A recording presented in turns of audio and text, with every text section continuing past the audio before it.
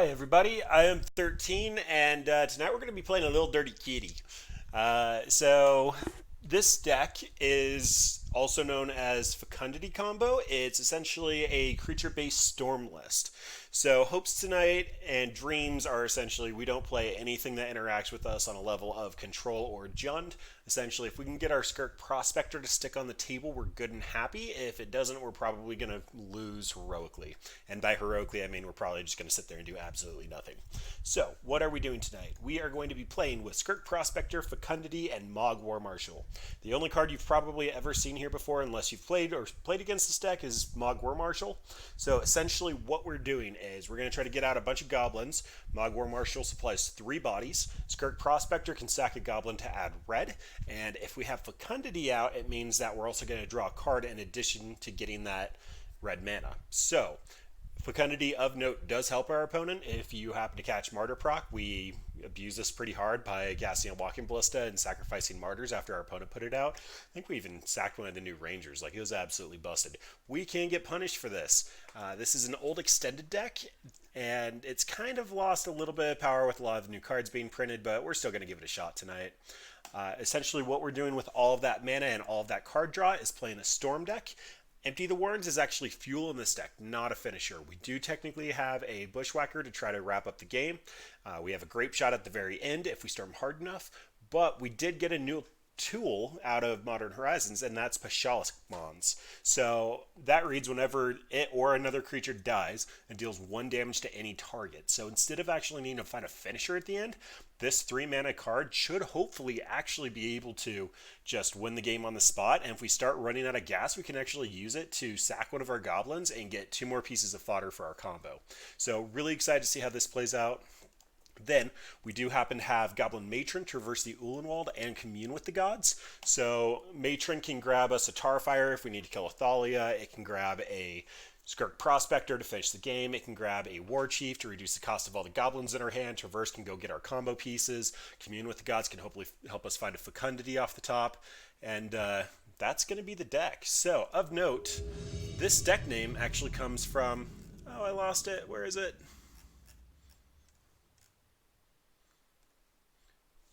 Let's join the match, and then I'll go back to that. So Ben Stark was playing... Wow, all right. Well, Ben Stark was playing in Worlds, and the creators of it basically said watching him play, it was like watching a monkey wash a dirty cat, and the deck needed a name after they'd kept it secret before taking it to Worlds, so they decided to just stick with Dirty Kitty. This hand is awful. That's not going to work. So we have a Skirk Prospector, we have a War Marshal, we have a Manamorphose. It says everything but a Fecundity in it, and we have a redraw. We're probably going to be tucking the Purge because we don't have a payoff yet. This is probably fine. Yeah, I just tuck the Plunge. Fecundity is going to be the big piece that makes this go off, and it looks like we're playing against a deck that probably has discarded kill spells. Alright, so the backup plan is Goblin Beats. Not really excited about that plan, but I'll do it if that's where we're at. Okay, so maybe Smallpox? Either way, we're getting discarded and killed a lot.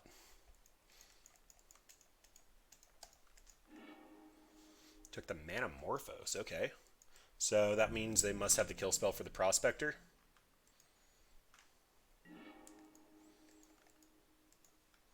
Alright, well, definitely running out my stuff. That 4th land there's pretty painful. We only need 3 mana to go off, and most of the time it's actually only 2 because we're going to Ritual into the Fecundity.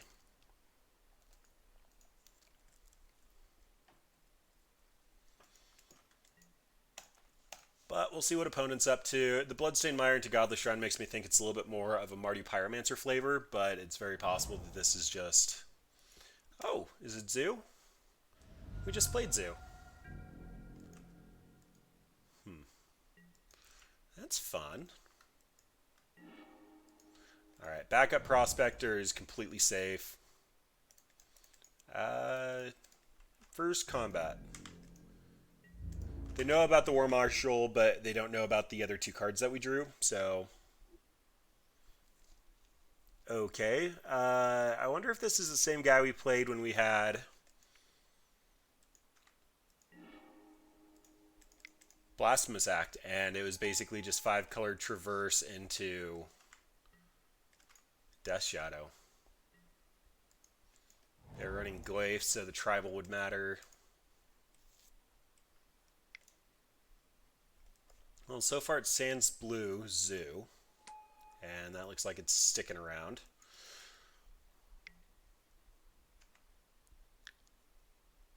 Alright, well, I would have suspected Prospector was safer in the hand, but I guess that's not the case. And seeing as I have nothing else paying for the Echo, this is the matchup we wanted to dodge with this deck. And definitely did not want that many lands.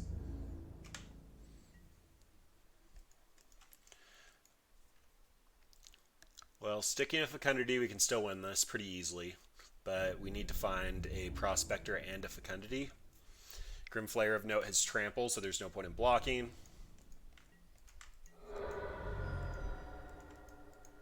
Opponent gets the Sculpt. Seeing as how they have white and black, I'm expecting Lingering Souls out of them. And probably Unearth at this point.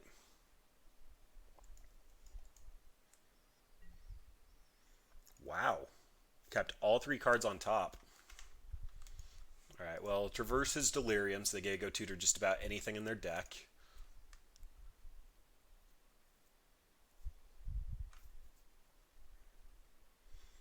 I might be expecting a Knight of Autumn if they know what we're doing.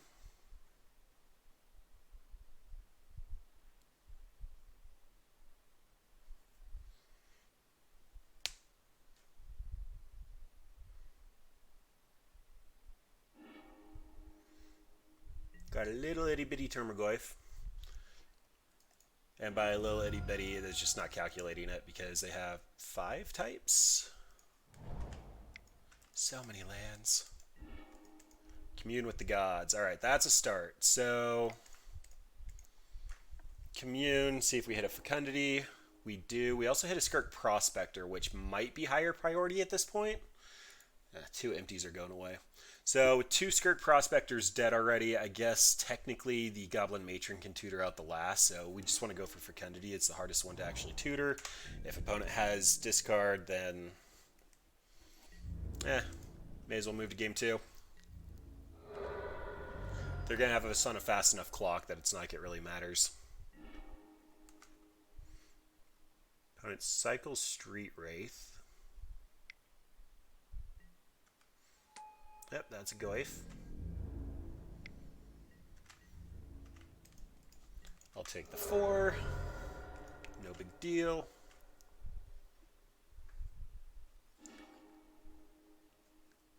So they bend 2 cards. Looks like it was Traverse and a... They literally just cast these. Oh well, they've been 2 cards.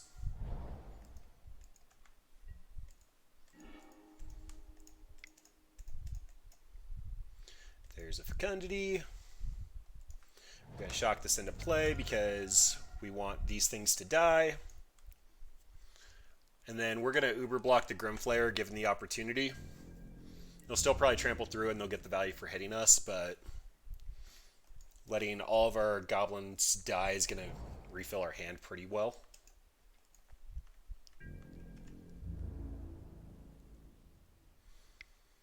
So I am kind of expecting Bolt out of opponent, so I'm definitely putting the Echo cost in front. I'm putting a Goblin in front of that, and then... Sure, why not? The other one. So we'll have 3 creatures on the field in case we find a Skirk Prospector.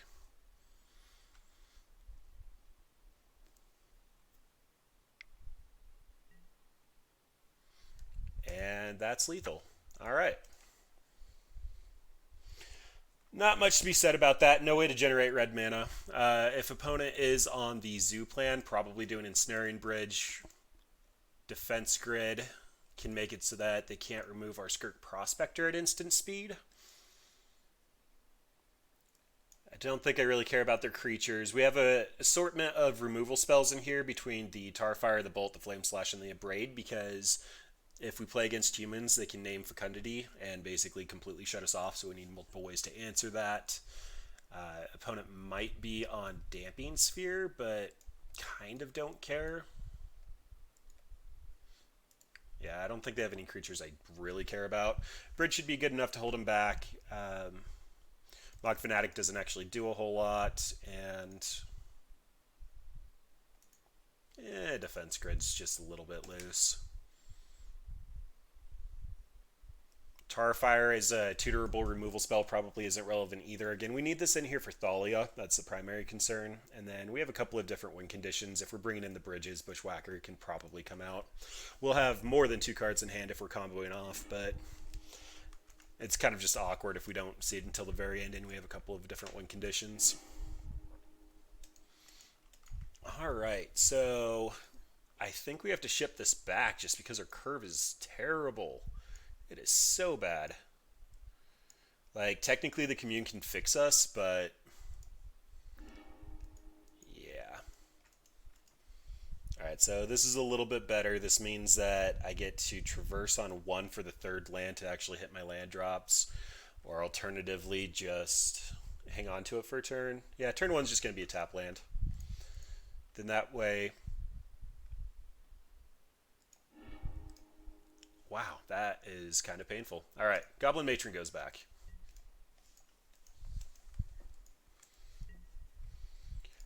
Tap land. Opponent can discard whatever they want. I'd prefer this traverse to go get my Goblin, so... whatever. If they decide that it's worth it, they can take it out of our hand. Yep. Discard away, opponent.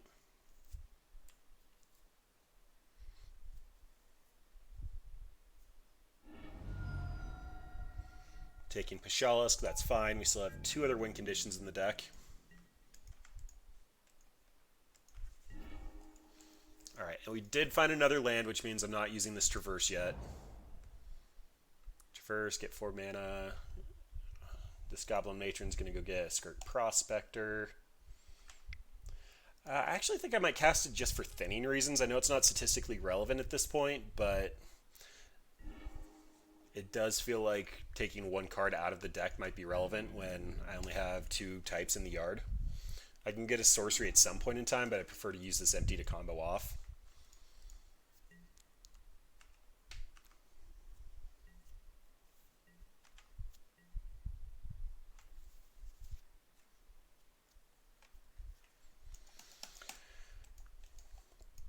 Yeah, right off the bat we play the discard, removal, and Assassin's Trophy deck.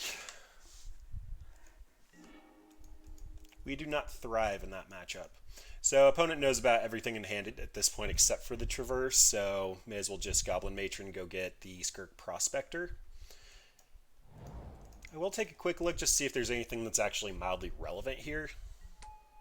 Just because opponents still have 6 cards in hand, they haven't run out any of their creatures, so they probably are stacked. Do I want to do something for a longer game? I need to leave the Pashalisk Mons in here so that I can actually win. I could just get a War Marshal and clog up the board. Yeah, let's actually start chaining together Goblin Matrons. It's not the most exciting thing that we can be doing, but it does put some goblins on the board, as well as making the thinning a little bit more statistically relevant if we're drawing 2 cards a turn.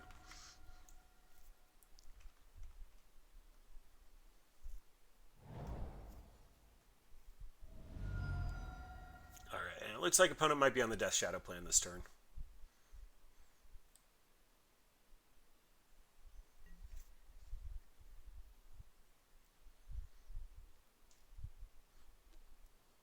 So any land enables Death Shadow.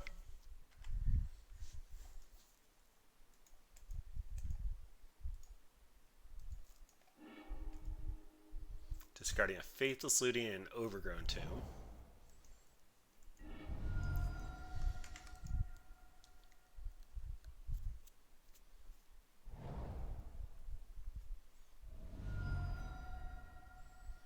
I'm mildly confused on why opponent has widened their deck.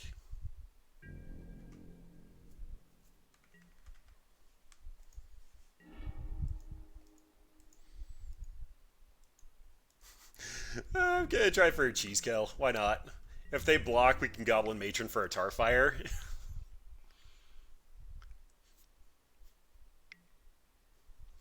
They have their own. That's fine. So, Goblin Matron, go pick up Skirk Prospector. And they have two types in the yard.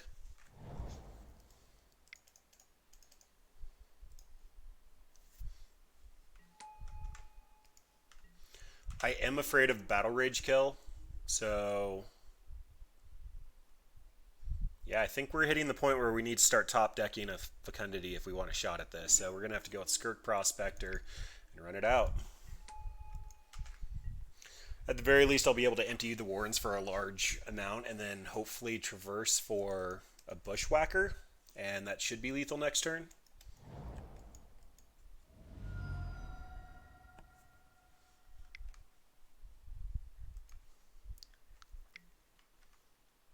That's a Grimflayer.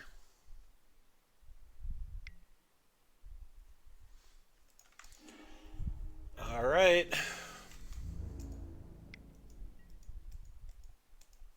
Do I care about the 5? I think I'd prefer the Goblin on the table.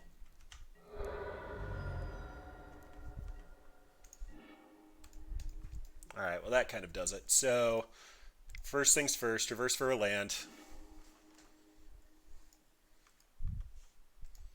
Skirk Prospector.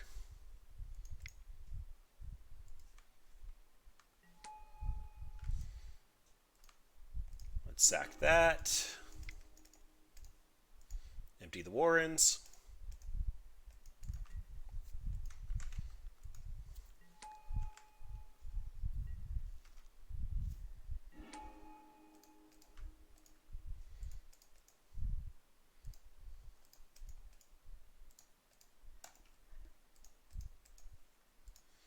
Empty the Warrens.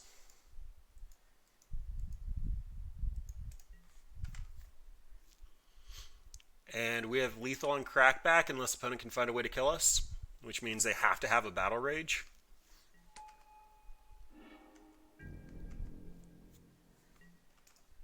Would have been really nice if I could have used that Traverse after all of this to get a Bushwhacker, but I needed to get my Storm count up.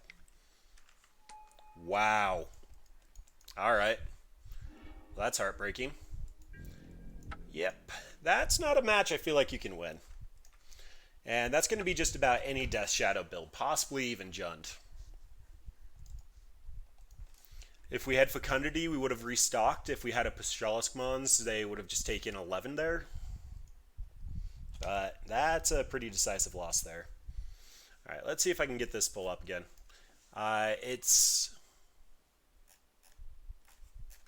Man, I don't know where the tweet is. I know Saffron Olive was asking about it for a little bit. Alright, here we go.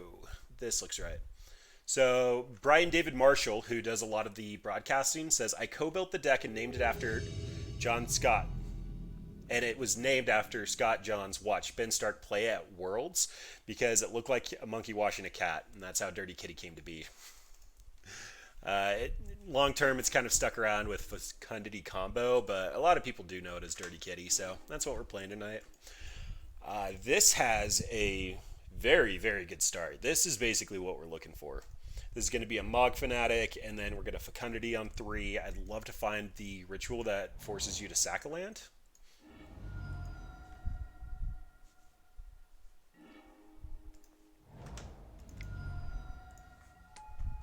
But we even have protection in case I have a Thalia. If not, we have a creature that's just going to stick around. Be a sack outlet.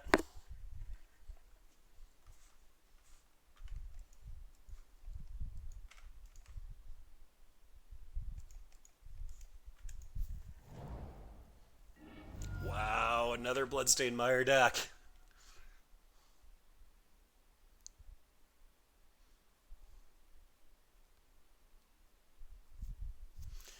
Success is going to be heavily dependent on if Skirk Prospector's good. And it looks like it's Junded. Oh boy. So they take Fecundity.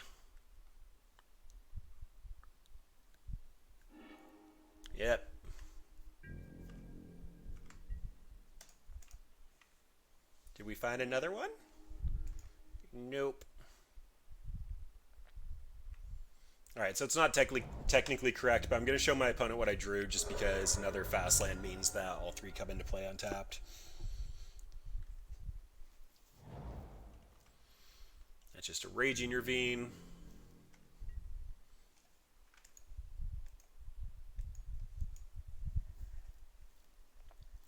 Come on, Fecundity!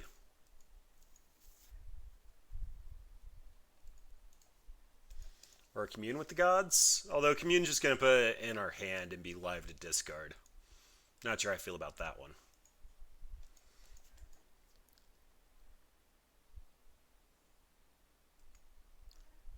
Wow, MTG opponents and their upkeep stops.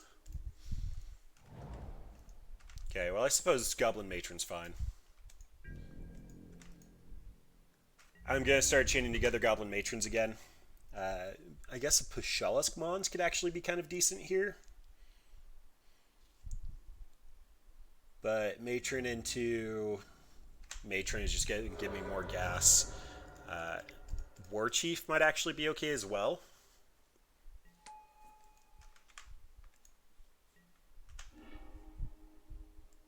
So Tarfire is just going to grow the Goyfs long term.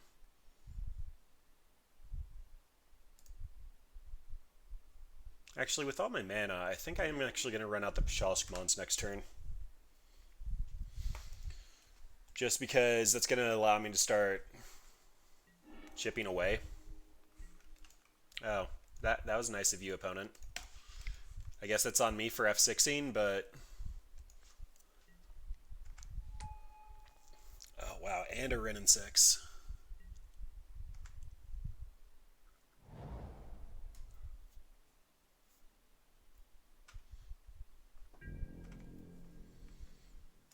Alright, and that is repeatable removal on my Skirk Prospector. Not Happy Magic Christmas Land. Not at all.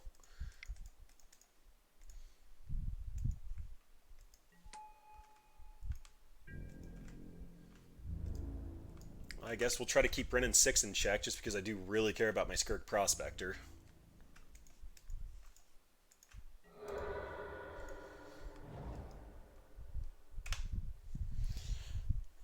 If I find a Fecundity and opponent is tapped out, I think we still win from there. It's definitely close enough. Yep.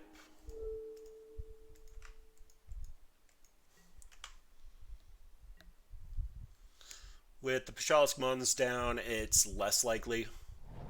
I can still pull it off, though, just because I'll end up having 2 sacks. Now it's significantly less likely. I need to find a Goblin, as well as a Fecundity. Wow, seriously, Jund and basically Jund Death Shadow. Not the best lineup.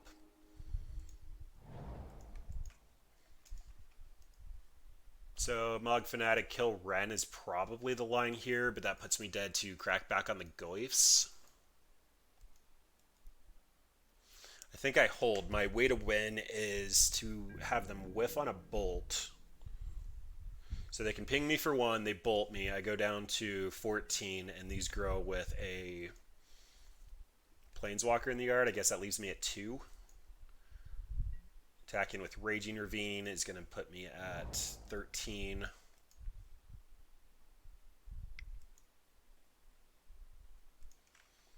Blood Raid puts me at 13. They've already seen all these cards. Okay. Leaving the Grape Shot actually does give me a shot to win here. Taking the Grape Shot does give me a shot to win here. I do need to see Fecundity off the top, though. That's the only way this works. Do you seriously have the Bolt? Wow. Never that lucky. I will say good runnings to opponent on that one. They literally had every card that they needed. Alright, Ensnaring Bridge comes back in. That means that Infernal Plunge, Bushwhacker comes out. Yeah, and I think that's it. I think I did some shenanigans last time with like Goblin Matron or whatever, but Infernal Plunge is just a 2-for-1. It can technically let us win, but there's not much of a point of going for it. I guess Tarfire could be out, but what does that bring in? Guess just Lightning Bolt to point at a Renin 6 because Renin 6 is so backbreaking.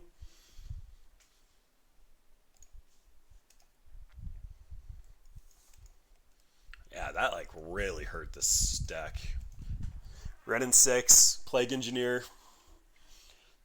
Little hard to play a combo deck based off an X1. But I'm trying.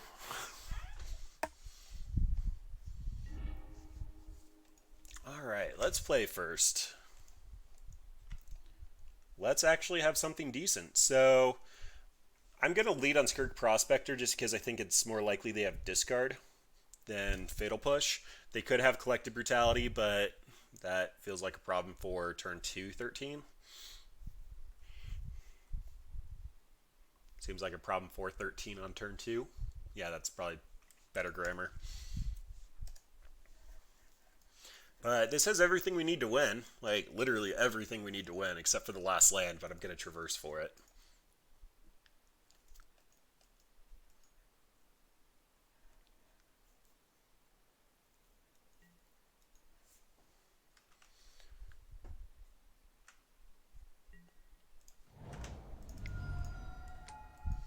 Alright.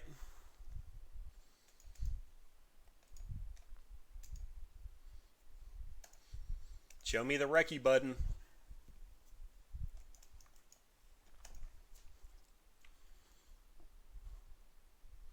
Discard should take Fecundity. It's possible they take the Pashalisk.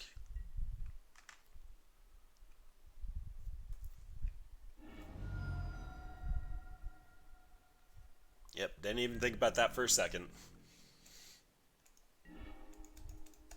Alright, Traverse is looking less good, but I'm also kind of far from hitting Delirium. Do I not have Wooded Foothills in this deck? I do. Sure, opponent doesn't know what we drew, but they are likely going to be stocked for next turn. We'll just get in our beats for one.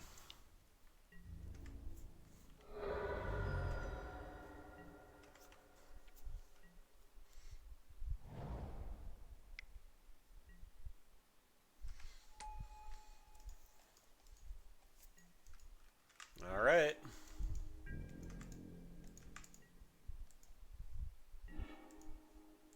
Commune with the Gods. So, opponent doesn't know about the Commune with the Gods yet. The feeling is going to be Commune, fill the yard, and then hopefully Traverse for a Prospector. I'll be weak to discard for a turn, but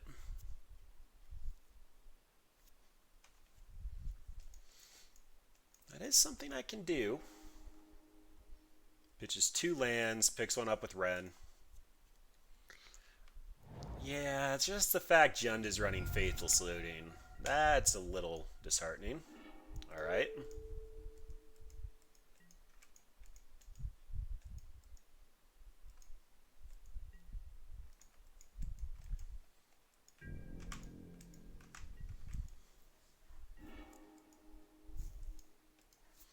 So I think it's less likely that I actually have to traverse here.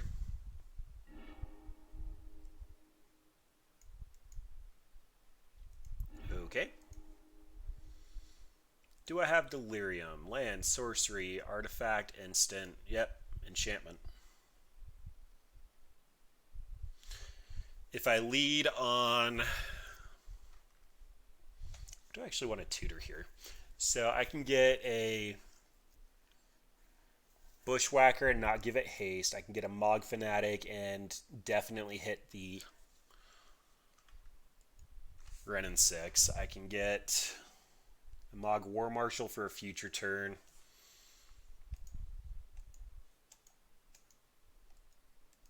I think I have to open myself up to discard here and get Skirk Prospector, but not use it.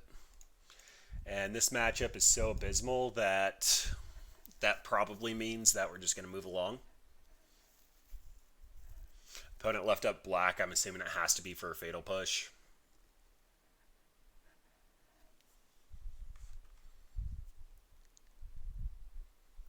Or if I'm not going to use it until next turn, does that mean I actually want a matron? If I get a matron, that delays it for a turn. If I can get a war chief, that means I'm attacking Ren in 6. Next turn can be a war chief into a Pashalisk Mons. Sure, that doesn't expose my combo, but it actually gives me a good turn for next turn. Goblin War Chief is in here to make it easier for me to combo off. Just makes all my goblins cost less, so Matron costs 2, and then you sack it, get a red back. You typically only get it when you're pinched on mana, or you want to make a play like this where you're going to be swinging up for lethal.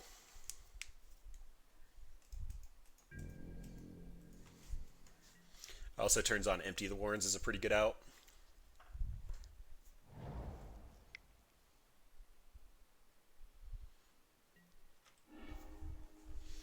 Bloodbraid into Faithless Looting. Well, opponent's already hit their land drop, which means War Chief should be able to swing in at Ren in 6. Opponent picked up Bloodstained Mire.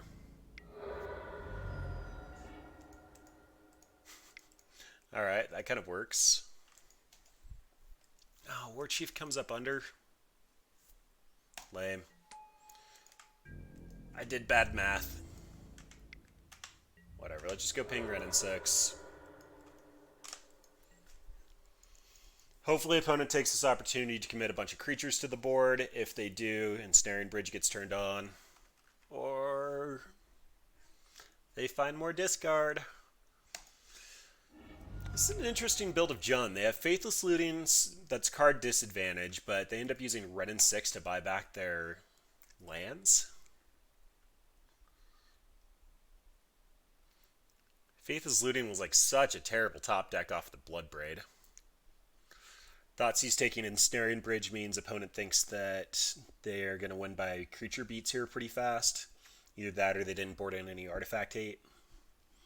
I'm assuming K commands got trimmed if they're on Faithless Looting. Wow, and the Dreadhorde Arcanist. This is very greedy Jund. Like super greedy Jund.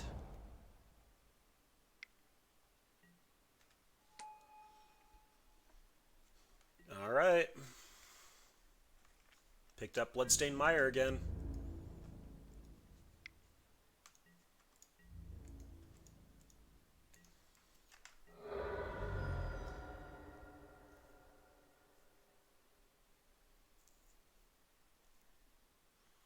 So opponent recast, it's probably a Lightning Bolt at this point.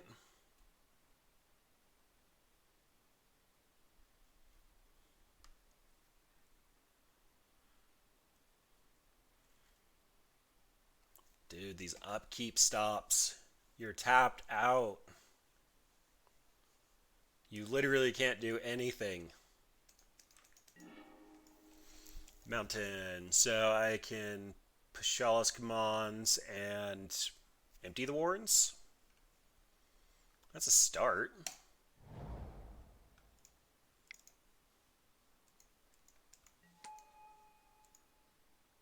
Why am I so bad at mathing this? Alright, opponent attacks in, Dreadhorde Arcanist, shoots Pashalisk Mons. I no longer have a Pashalisk Mons. I have a Grape Shot to win the game. But this is going to require a Fecundity. Opponent, you know my hand. This is going to require Fecundity and then have a creature die. So that means I'm chump blocking Tormagoyf and Dreadhorde Arcanist is already recasting Bolt.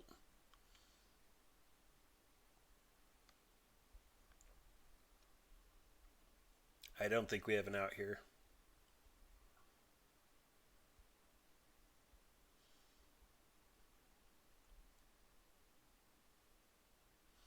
Alright, well, opponent is clearly winning by a mile, and they're playing too slow for me to even remotely care about it. So we've played against Jund essentially twice, and we cannot win that matchup. between the discard, the removal, the fact that they can actually deal with enchantments, it's probably just not one we're ever going to win. So we'll go ahead and try to get something where people are interacting with us. We are playing Dirty Kitty. We're trying to essentially use Skirk Prospector and Fecundity to generate a lot of mana, draw a lot of cards, eventually Grape Shot out our opponent, or potentially end up winning with Empty the Warrens. We can Bushwhacker, Empty the Warrens. It's typically gas for our deck, though. At the very end, we're going to Grape Shot after we cast a ton of spells, draw our entire deck. Pashalisk Mons is also a way to just continually ping our opponent while we're sacking our goblins to generate mana. And don't be Jund. Like, just no. This is actually super close. So again, I need a Fecundity, but I can at least Prospector on one, have a couple of War Marshals and Pashalisk, so our plan B is actually already in effect here. If we do find a Fecundity, it's turn 2 by sacking all the creatures and then Manamorphosing for green.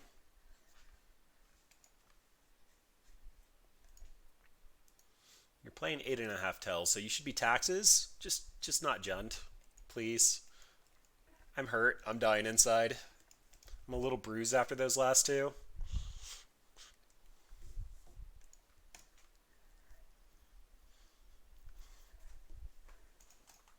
Actually, do I want to turn 3 Pashalisk? No, I don't.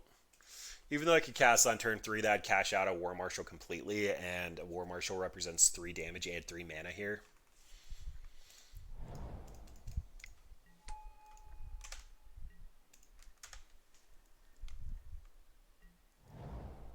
Alright, Gemstone Mine. Something unfair is coming. It's Amulet Titan. So that's actually something we can beat, assuming they don't have the Nutter Butters. So, yeah, let's just swing for one.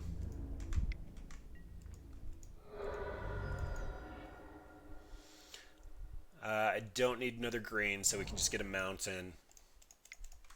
And we're going to War Marshal.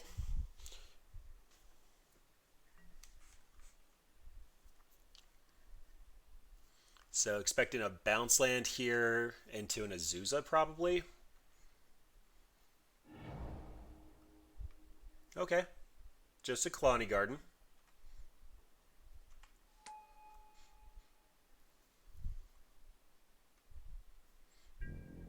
So their deck tries to play on 1 mana and then off of 3 mana, so that was kind of a whiff for them. Traverse.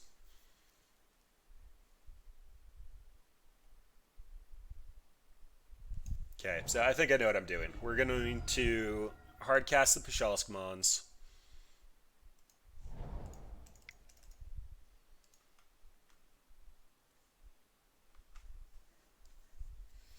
Then I'm going to sack the Goblin token. Ping the plant out of the way, sack the other Goblin token, Manamorphose, probably War Marshal, and then at least have a respectable board.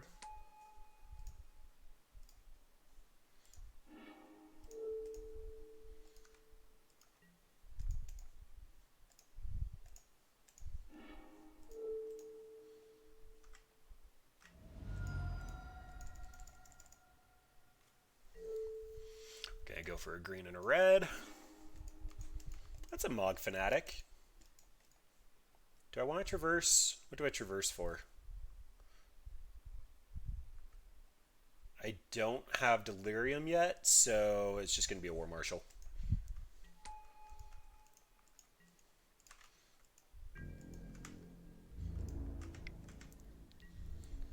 Alright, so currently representing 5 damage on table.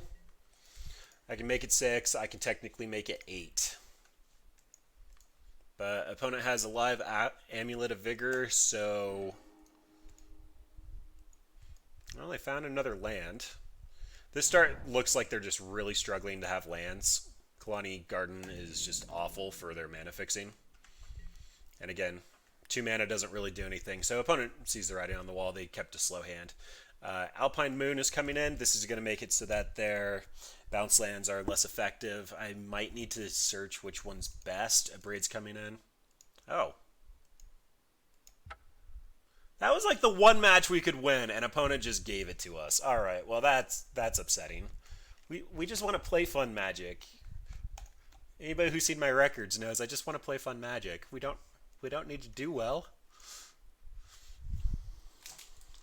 To be fair, I was probably playing a little slow trying to figure out what to do with that traverse. I mean, I've literally done the exact same thing. I think I did it in this game. But we could have won that one.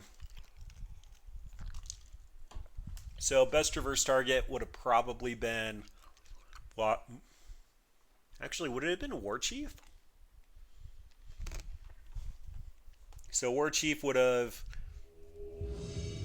No, War Chief doesn't actually lord. Alright, well, we've won a lot of die rolls. We've also played against a lot of Jund.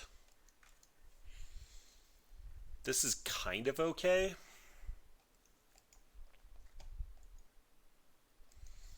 So, if I find a land... No, even if I don't, turn 2 is going to be empty the warrens for 6. I'm going to try to be disciplined and get a fecundity. Yeah, that's better. So, Infernal Plunge is a turn 2 fecundity with a mana left over. So, that probably means Traverse goes back because we won't have Delirium and we have plenty of mana.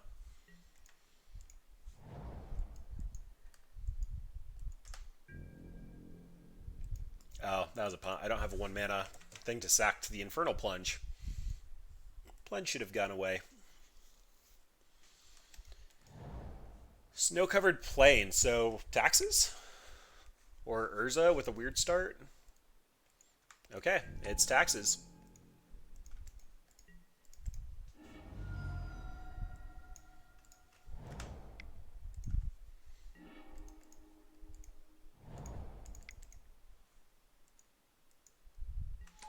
So this Weathered Wayfarer is going to allow them to get lands to their hand.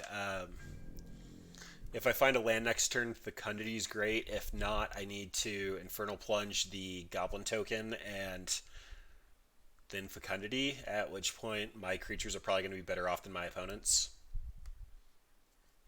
Pashalisk also allowed me to just ping something, seems kind of relevant, but... Alright, go get your value on. Oh, they went and got Nykthos. Okay, so this is probably Prison? I've seen this in some French tax lists. I haven't seen it in Prison, though. Oh, if this is Bring Back, I'm gonna have a grand old time.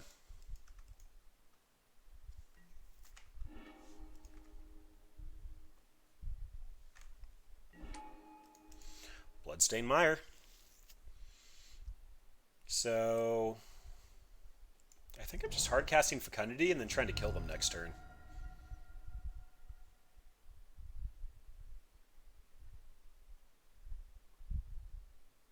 Do I care about the extra green? Not really.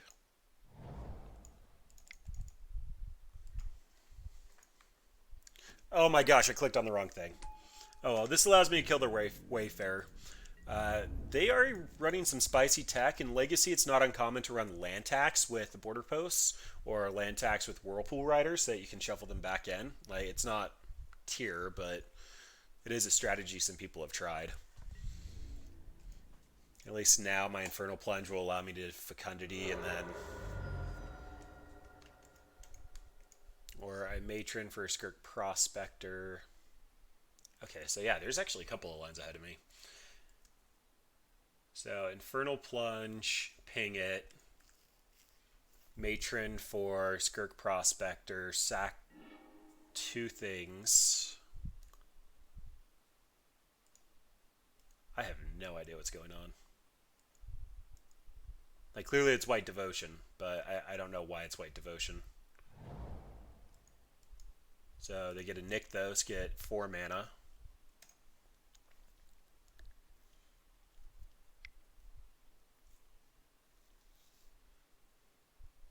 Unless they have another force, then it's 6.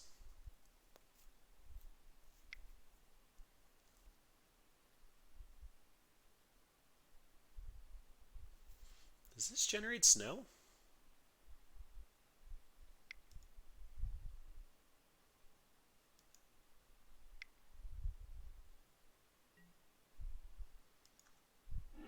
Okay. Sure. You got it.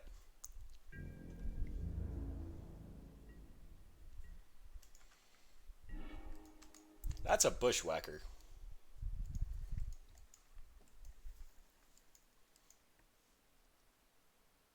So Infernal Plunge, I'll have one token. Fecundity. I'll have 2 mana left. I can Bushwhacker, but I'm only going to hit for 4. A Goblin Matron to a Skirt Prospector. Then I only have 2 things to sacrifice, so I don't have Fecundity out. Alright, well, it looks like I just time walked myself. That's all I did.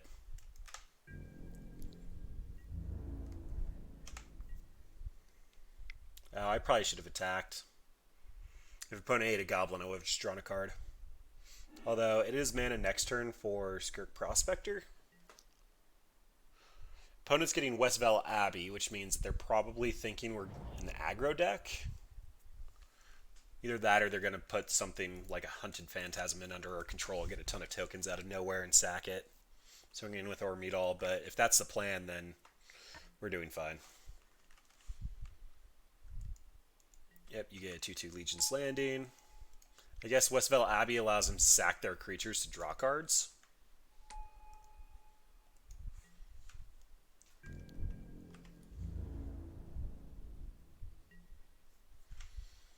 Alright, this is the big turn. So first things first, Infernal Plunge. We're going to sack Goblin. Always yes, always yield. Ooh, that's a War Marshal. Great. So Goblin Matron. We're going to go tutor up our Skirk Prospector. Skirk Prospector. We're going to sack a Goblin. Draw a card. Sack a Goblin. Draw a card. Log War Fanatic. Sack a Goblin. Draw a card.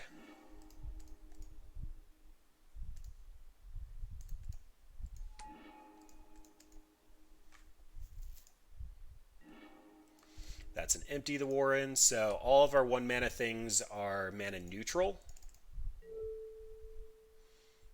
We want red and sure green. Log Fanatic.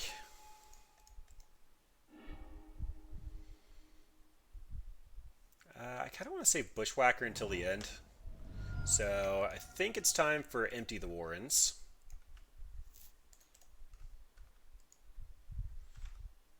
And we have lethal, but why would we do that? Why would we do something as silly as attack in with lethal? Because that's not what this deck does. Red and green. What is happening here? I want that. Give me a green. Give me a red. Okay, now we're good.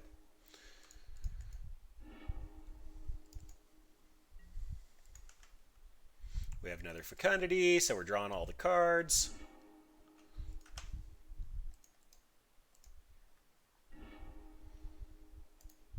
Always yes. Okay, there's another Empty the Warrens.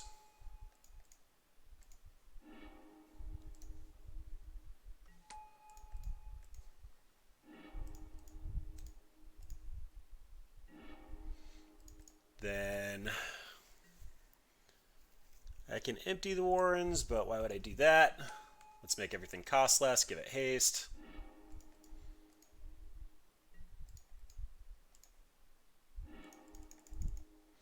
There's a Mons.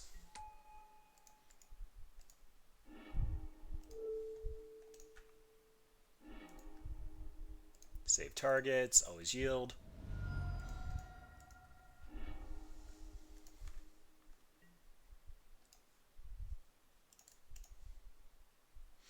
Lot of Empty the Warrens.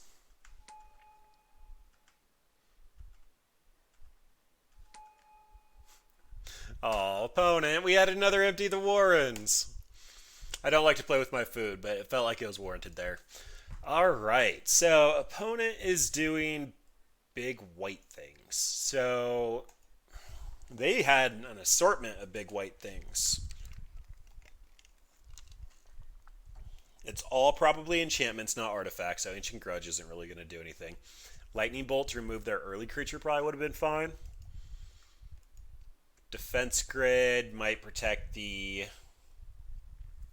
Prospector, but Alpine Moon for Nykthos is actually probably the most relevant thing that I can do.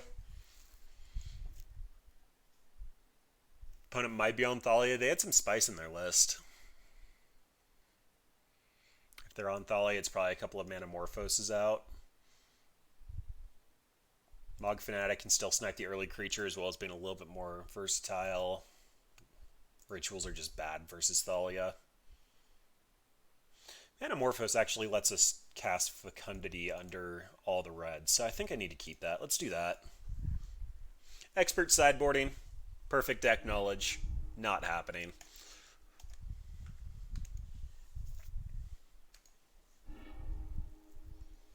This is a traverse into a second land, into a Manamorphose, Commune. I have plenty of tutors, but it's slow. Opponent's also playing a slow prison deck. I can do better. I'd prefer to naturally have my lands. And that is nowhere near naturally having my lands. So opponent's mulling to 5 as well. This is acceptable. This is completely acceptable. So this is going to be tucking Grape Shot back in because I don't need it until the end. Although I can use this to clear the board kind of early. And then probably just an Empty the Warrens. It's really good fuel, but if we're going off, we'll find the second one. So tuck and Empty the Warrens, tuck a Grape Shot. Leyline? That helps me! That does make it so that your 2/2 lifelinker can't die to my Mog Fanatic, though. Oh, and look at that. We're so good at this game, we drew the Fecundity.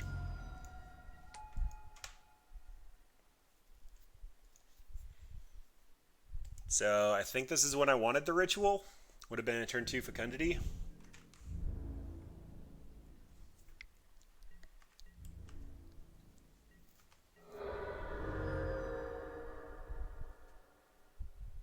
Opponent does technically have 3 Devotion right now.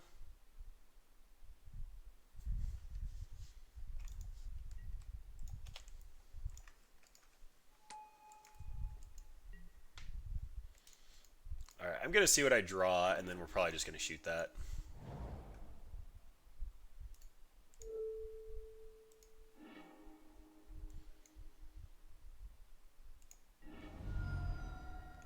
And I am going to be casting this.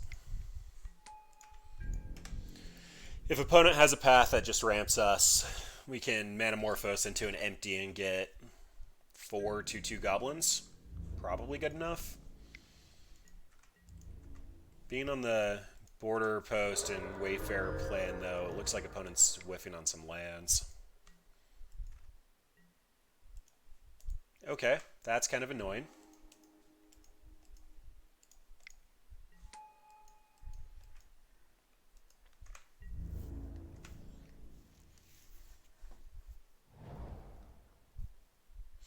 So Manamorphose won't draw me a card, but it will still Storm count up for Empty the Warrens.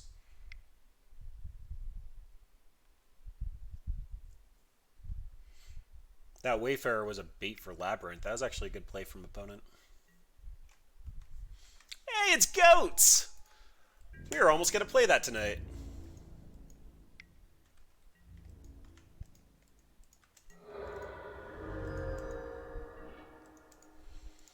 Copperline Gorge. Alright, so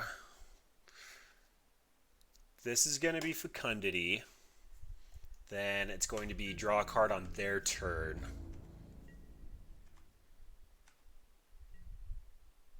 And hopefully draw an empty?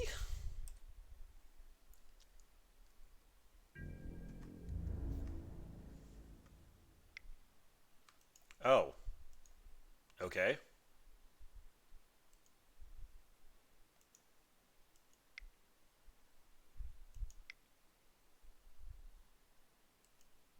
So hard cast Force.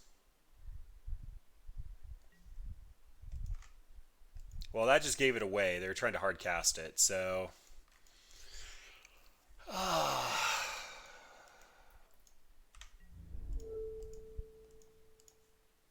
Unfortunately, I have to do that.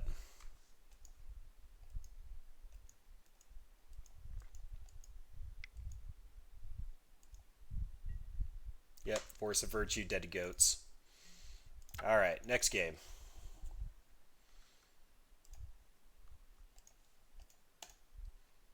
If they're on the spirit, 100% bringing in all of my creature removal, and it looks like they're playing mono white goats. Like, obviously, the goat tokens kind of tip that off. So, I do have that ready to go. They're playing a different version of it, but mono white goats is essentially just trying to use this guy to create a bunch of goat tokens and then anthem them up so that they actually do something. So, that's when Ensnaring Bridge should be pretty good. Um, in that case, like, I did take all these out. I don't know. Bushwhacker comes out with the Ensnaring Bridge, probably same as. I didn't see any Thalias, so I can assume that I don't need the War Chief. Tarfire's still just fantastic. The Alpine Moon's probably worth trimming. So they were able to cast some of their more expensive stuff with the Nykthos, but I think Ensnaring Bridge is just going to be a better long-term game plan, especially if their only removals on Thin Ice. Grape Shot would have killed the Spirit.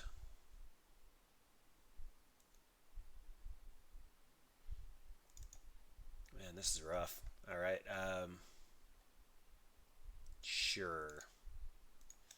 Just trim on some of the combo pieces, preferably the more expensive ones. Mog War Marshal's our best card when we're going off, and it's kind of mediocre when we're not. This isn't good enough. It has good cards, but it's not good enough. We need a green source. Alright, opponent kept. This is close. So we have two Skirk Prospectors. Opponent doesn't have a ton of removal. Empty's really good when going off, but I need every single card here.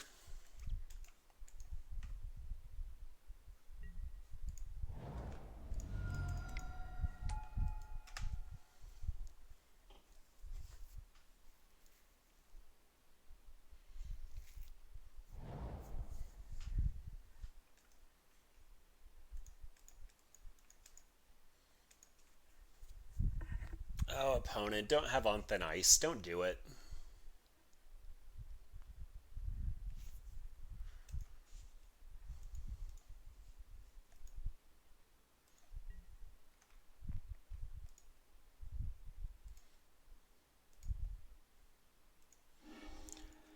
I think it's better in the yard, just because of Delirium.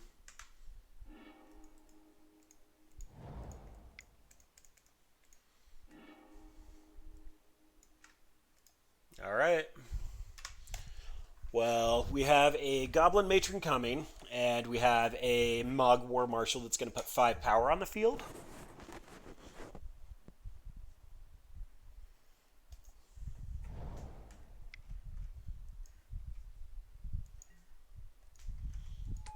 There's a Border Post, and a Wayfarer.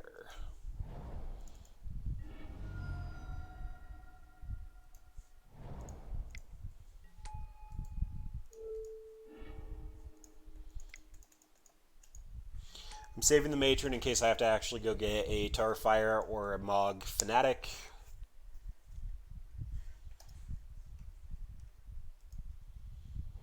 Depending on what opponent does, I might actually be paying the upkeep cost on that.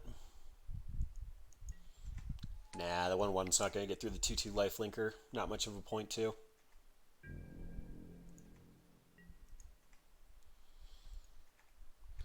Alright, so do I have to Tarfire that? Just that they... No, they'll just start making a ton of tokens. That is acceptable. Then I'm going to swing in. Opponent can't gain life if they block, so it's free 2 damage, and then I have a blocker on the back end. If they do happen to block, I'm drawing a card.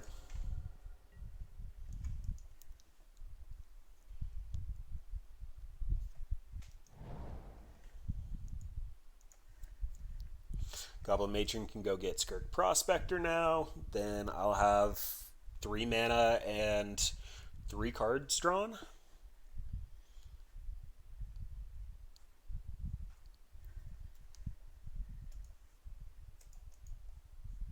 Although if opponent attacks in, I'm going to snap block because I do want to draw a card for next turn. I think that might be their reasoning too.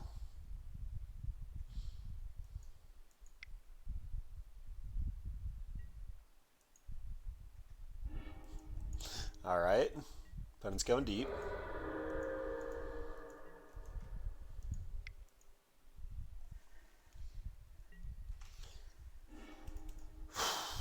Alright.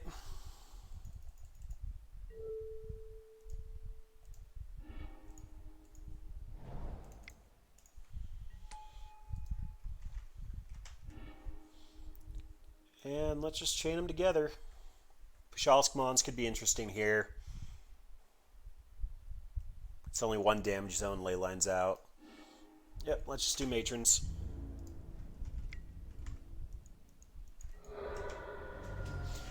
This is adding to my board state, giving me more things to sack to Skirk Prospector, and it's allowing me to keep the tutor in my hand.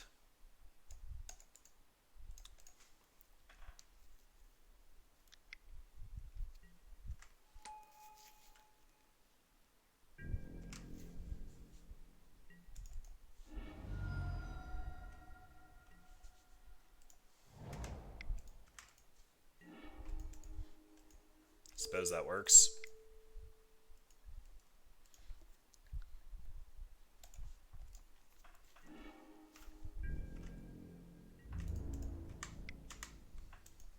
Opponent's clearly running super light on lands.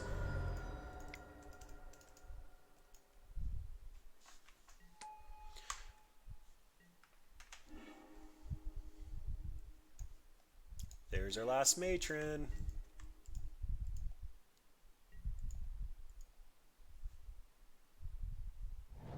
Why is that our last? Oh, I trimmed a matron. Bad 13. Bad.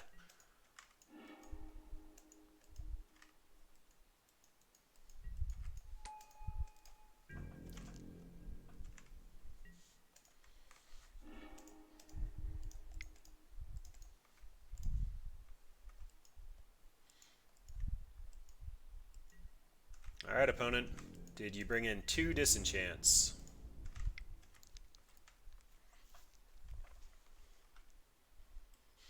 I guess more importantly is the card in hand to disenchant.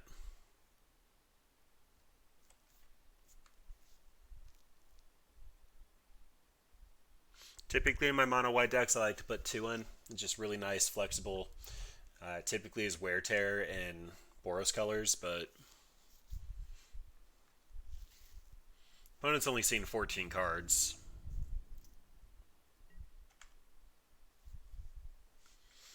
I'm assuming they're doing this to try to draw 2.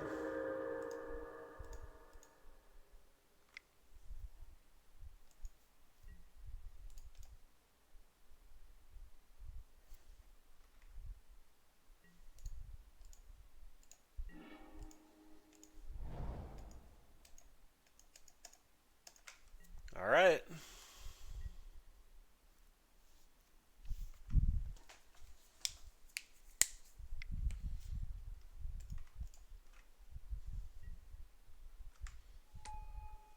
Wow, they're running all of the border posts in white.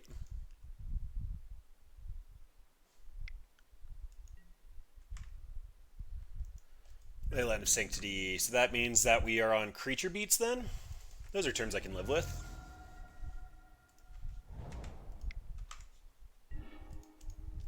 That's a bad draw. Alright, Goblin Matron. And I think we try to go off. So let's get a Skirk Prospector. Run him out.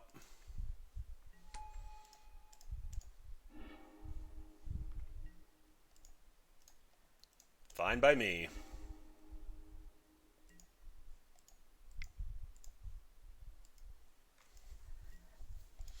And because we should start drawing a lot of cards, it is statistically relevant at this point to thin. Plus, we have so many lands. Like, we made it to turn 8 here. Wow, another Fecundity. Alright, well... Opponent, you get a turn. I shouldn't F6. If they have a path, I want to sack the Skirk Prospector to itself. Now I just need an empty the Warrens and we're beyond good.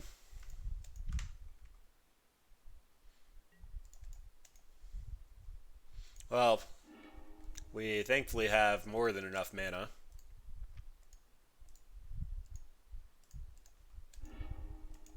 Hey, look at that! Oh, look at that!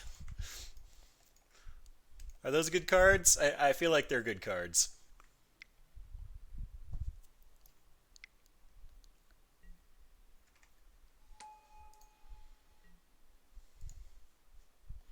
Alright, I did trim the Bushwhacker. Did I pull out the War Chief? I did not. Okay.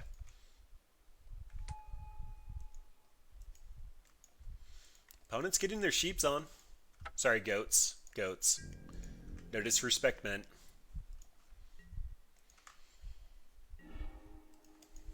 Alright.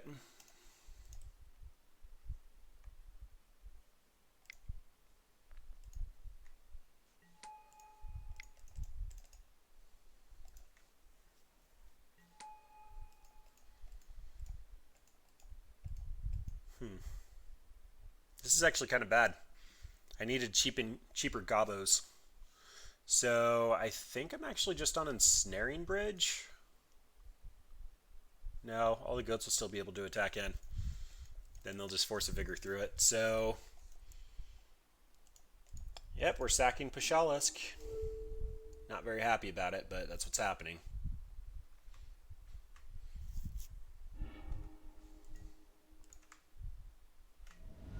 Alright, land is okay, although, where's our forest at?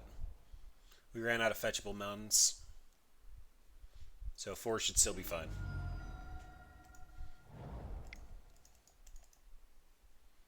Empty the Warrens. Make 6 gobos.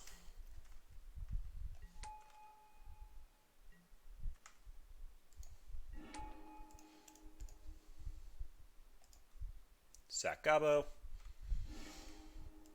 Traverse. Alright, need to find a Manamorphose to be able to cast those.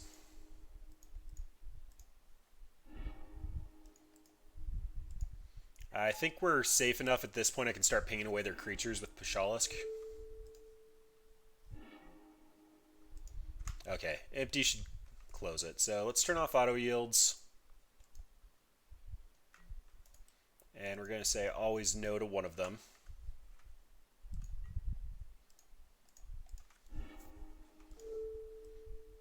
Opponent has Leyline of Sanctity out, if you're just checking in, so I'm not going to be able to actually ping them.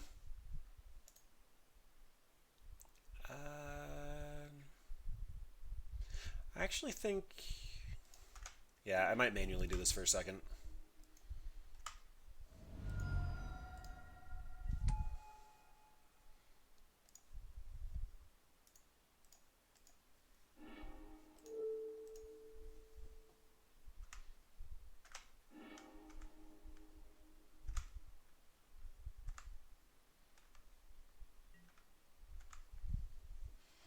Did I take all of the rituals out? Yeah, I did. Alright, so let's just commit to this board state at the moment, and then we will re-up on the empty the Warrens, and that should be lethal. And a lot of clicking to get through. I can't always yield to that, so sure, we'll draw again.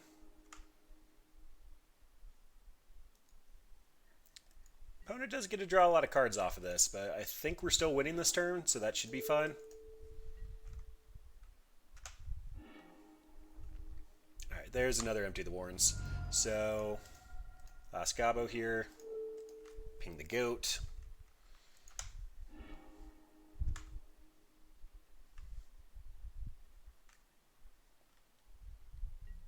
Empty the Warrens for a good chunk of goblins.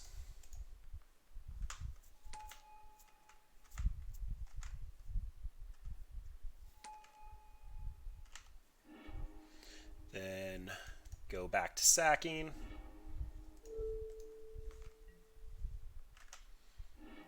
I should have a War Chief somewhere in here. And we'll stop drawing after we see the war chief.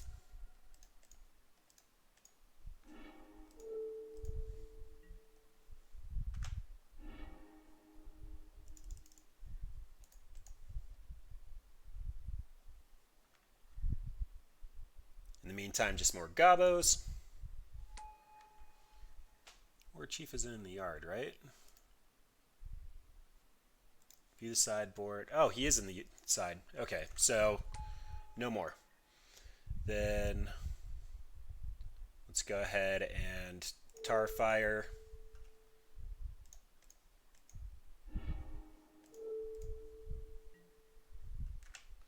We're done drawing.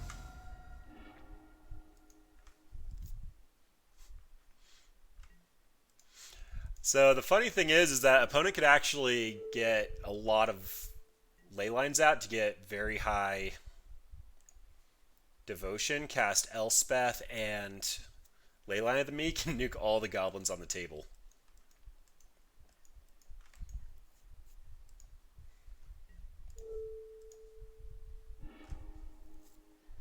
So I should probably leave a number of things left in hand that I actually care about.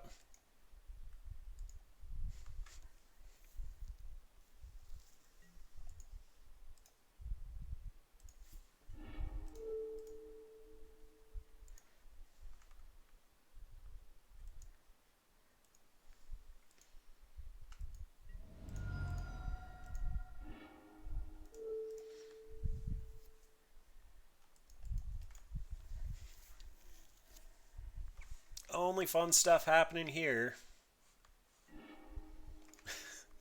The opponent finally decides to cycle because apparently they're not drawing enough cards.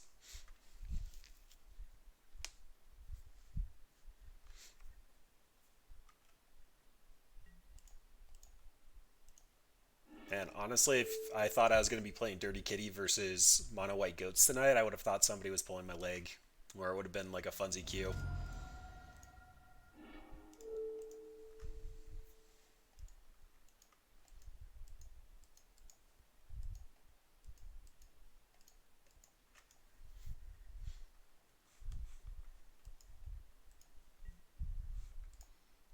Did I take out my Alpine Moons? Man, so I can't even call Nick though, so opponent's going to have a ton of mana next turn. Awesome.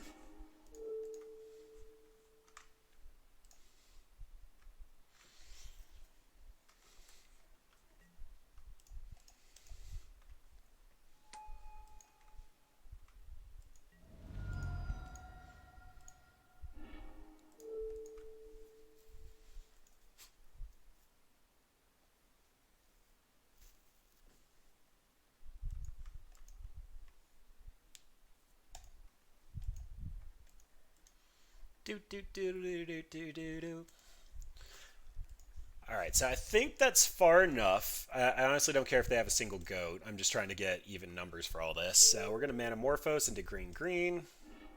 That is going to force a draw. Then we're going to Traverse. We're going to Fel-Defined just to leave cards in our deck. Oh, there's the Grape Shot, which I can't cast. Yep. Fel-Defined, Traverse. Fel-Defined, empty the Warrens, and F6.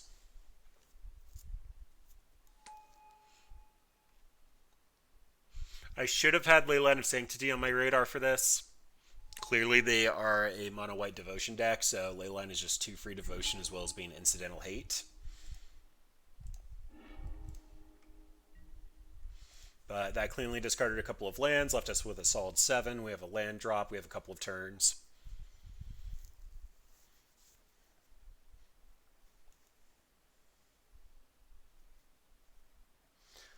Now let's see what opponent wants to do. They have 24 cards in hand, so they should at least be able to put up an interesting fight.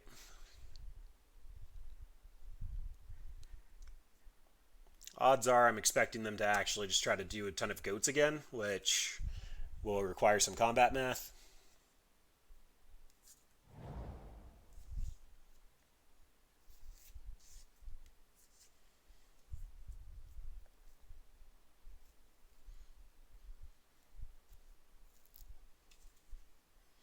So they did draw into the Nykthos. Nykthos is currently adding 2, 4, 5, 6, 7, 8, 9, 10 mana.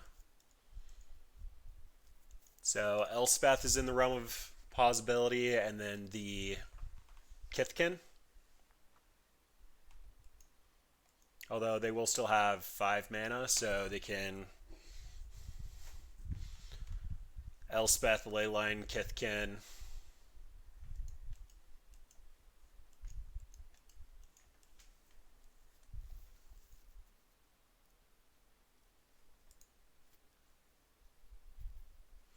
Deals 1 damage to any target. So, if they on thin ice the goat, Elspeth, do another Leyline of the Meek, and clear the board, they could actually win the game here. Actually, no, they'd have to deal with the Skirk Prospector too.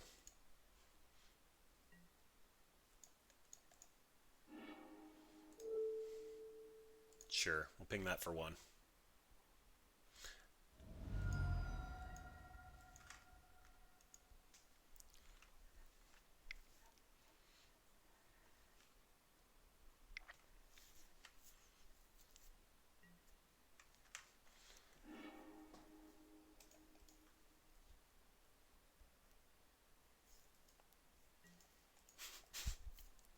I'm so confused. Like, do they actually have a plan here, or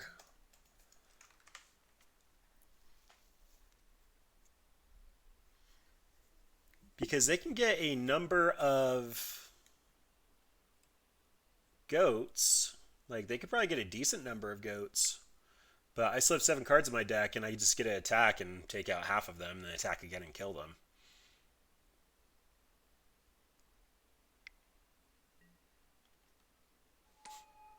Okay. So next turn they can tap Nykthos, go grab another Nykthos. They probably have one in hand. I guess this is just a devotion count. So it's going to pipe into Nykthos. They're going to get roughly 14 mana.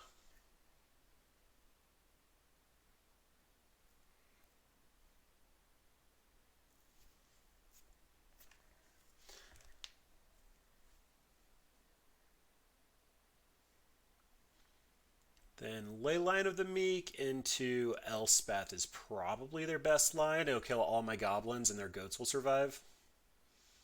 But then I'll empty for another decent number, and they honestly might take it. And I had to use up a decent amount of my clock to do that, although I stormed off for 50 cards and opponent's still on time with me.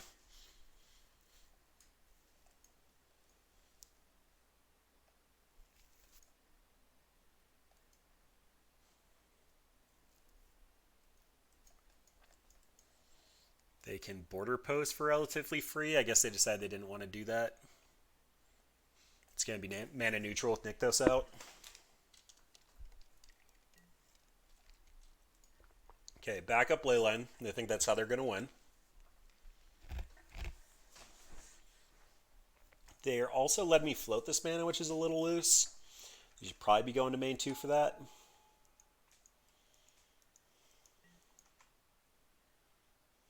Okay, so you're going to get 16-ish goats. I'm going to get in with 40 damage.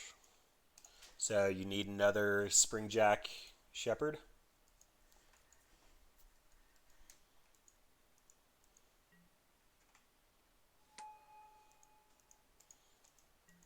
So you're going to be dead in 2 turns. Or I guess I alpha. They chump, swing back, and I'm dead, which means I have to empty my hand, which shouldn't be that bad. That'd mean that they left a lot of my goblins alive, so I can just Skirk Prospector and then dump my hand. Plus, this game's been going on forever. I have a ton of mana. Although I'd deck out first. I am up a game. So, waiting for opponent to figure out how to kill me underneath an ensnaring bridge. Okay.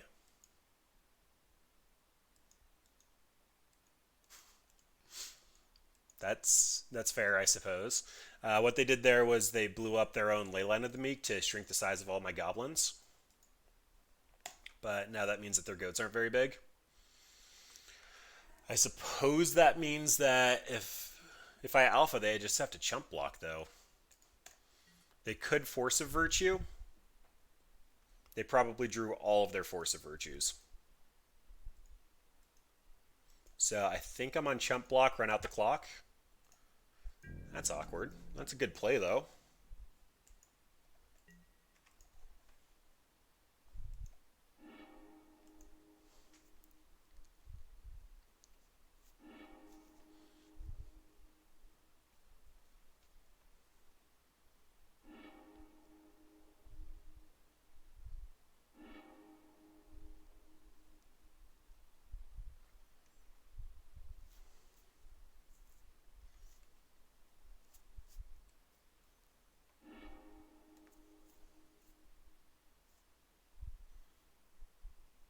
So I'm gonna have to sack. Oh, I discarded my fast lands, but this Wooded Foothills actually doesn't tutor anything.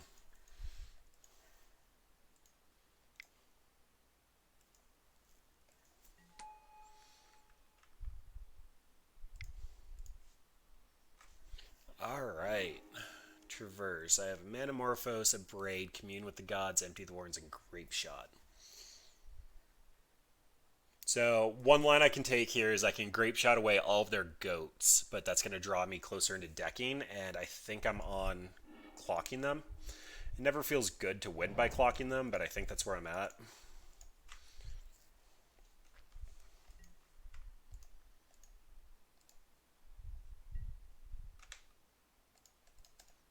Bona just F6'd. They didn't even want to figure this out.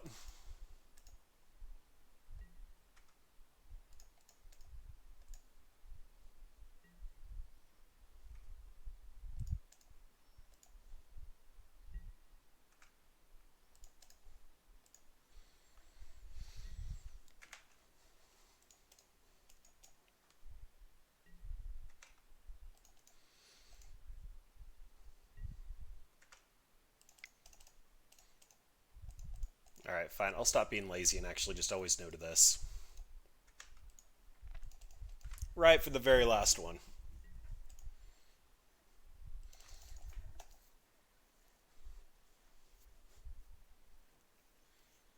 So opponent's going to hit me for a decent amount here, but I don't think it's lethal.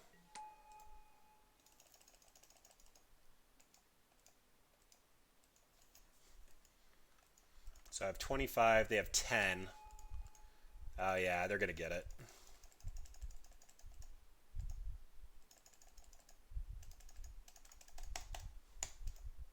MTGO is struggling.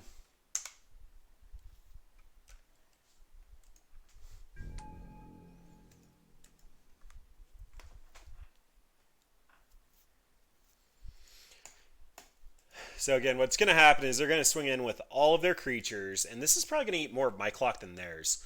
But they're going to swing in underneath the bridge, and then they're going to force a virtue. Because I only have 26 blockers and they have 35 tokens, their force of virtue is going to make them all 1-2s, and the second force of virtue is going to make them 2-3s.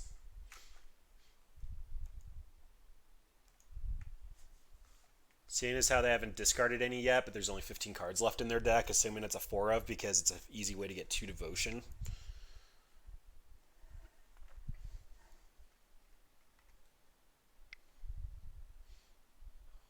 And them hitting their Leyline of the Meek was the play that basically got them there. Create a number of 1/1s equal to your devotion to white. Fair enough. So they're full-blown white devotion.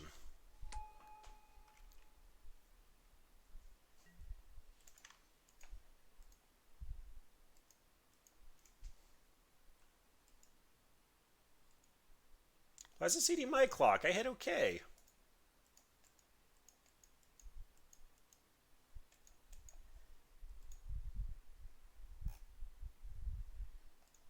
Come on, Meow. I hit okay.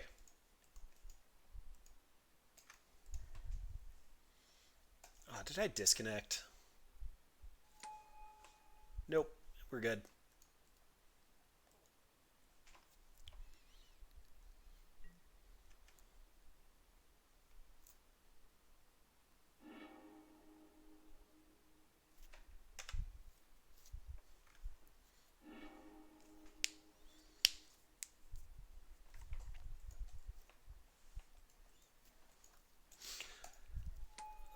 If we go to the next game, I really need to keep in Bushwhacker.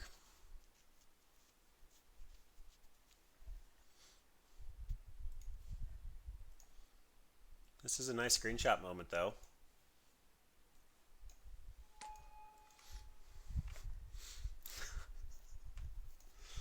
Uh,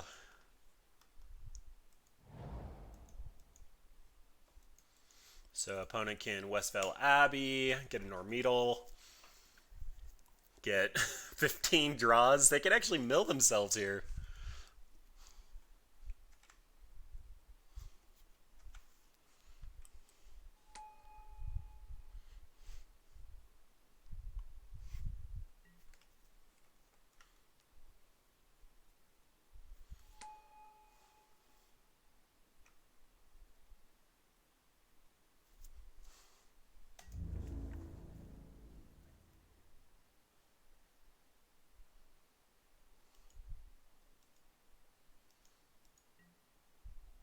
Okay, so they didn't attack. So Force of Virtue is either not in their hand or they don't know that interaction.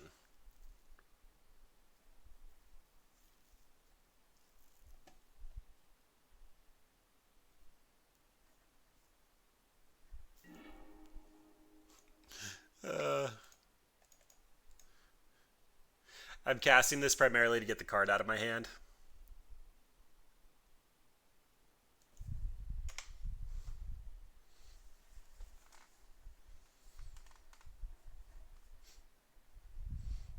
Looks like opponent doesn't know they're out.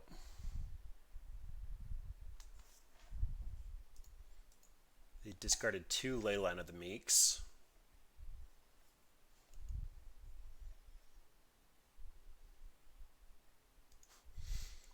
Ooh, MTGO is slugging along, though. This board state's pretty intense.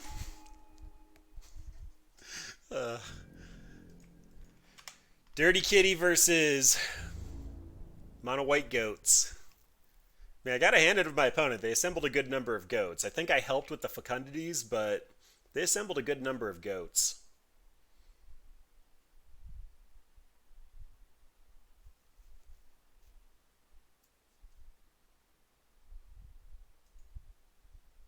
Okay, well, it's my turn, but I still can't see the card yet.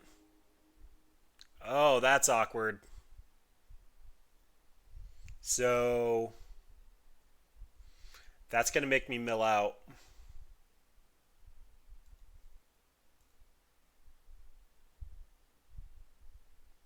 Why commune with the gods? Why? So opponent clearly doesn't see their line. They only have like 20 creatures. So I'm going to just pass and see if they're willing to attack in through it. Because at the very least, them attacking is going to eat up the clock, and we are going for the timeout at this point. So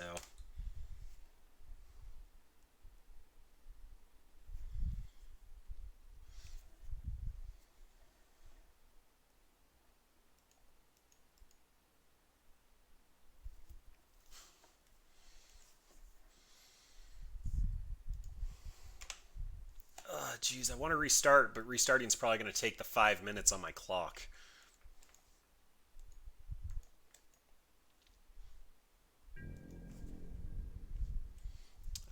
And this is actually the moment that I want to take a picture of. Ta-da!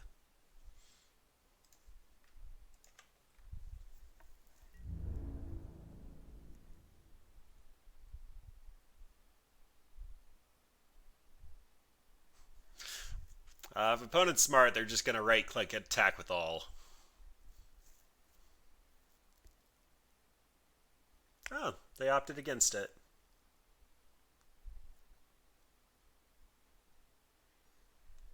Alright, well. Nope, nope, nope, nope, nope. Okay, I did play the land. Moto, stop struggling. I'm getting anxiety.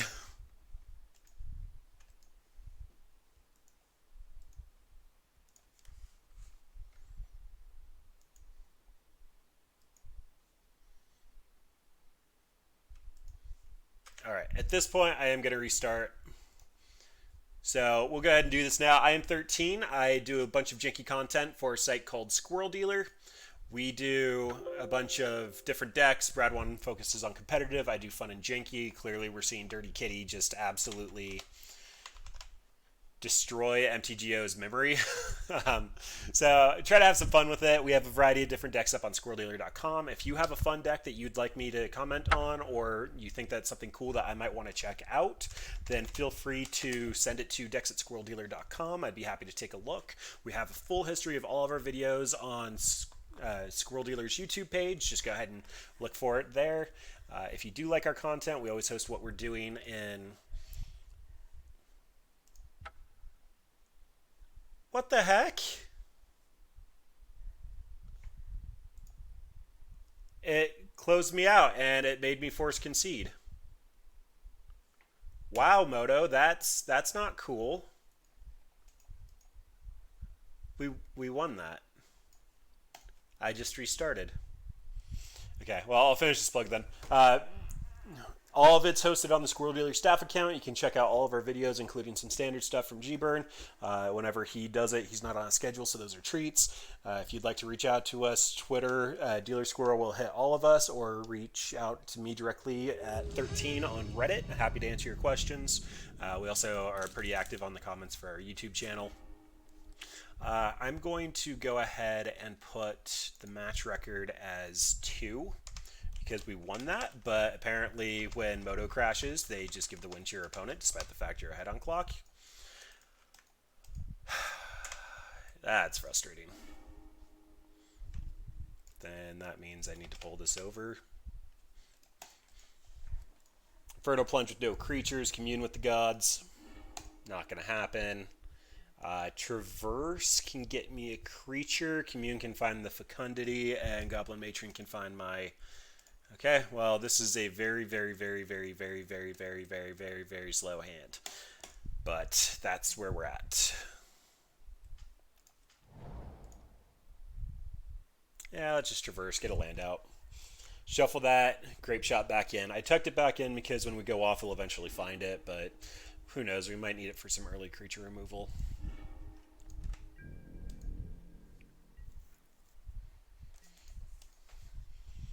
Wow, that is depressing. And we drew the other basic. Alright, well, I'm expecting to get spell snared here. Or pierced. This looks like, is it Phoenix? We probably do okay versus Phoenix. Assuming that that's not what we hit. They can flip Thing in the Ice, but we can reconstruct pretty easily, and especially if we have Pashalisk Mons, we can just sacrifice everything and go off. Alright, so this is looking a little bit more like Blue-White. Blue-White's going to be about as hard as Jund was in our first 2 matches.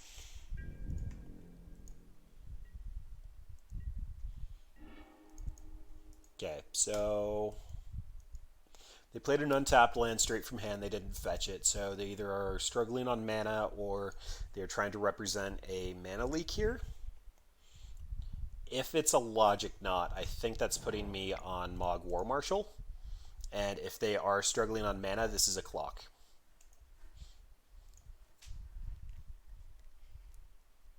Okay, so they probably have the Logic Knot and thought that wasn't worth it. Or that was a bluff pause. I've done plenty of bluff pauses in my life, and that was definitely constituted one.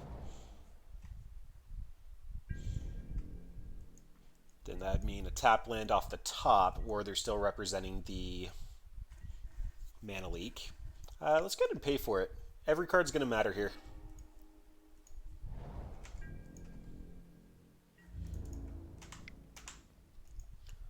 Empty the Warrens means we have a lot of our combo, but opponent's going to be trying to play with us, and I'm just going to commit more to board. If they have a board clear here, we're still going to come out with 2 tokens. Okay, so it's probably Miracles. Miracles uses Peak to trigger Terminus on your opponent's turn. And they probably just have no idea what we're doing. War Marshal's typically not worth countering, and especially given our hand having the empty, it's probably just not worth it. Oh, it's Jeskai. All assumptions are out the window. Opponent's playing a very fringe card and a third color. This might actually be Blood Moon Splash. It's very common in Legacy, not very common in Modern. Yeah, I'll pay for it. Again, every card's going to matter here.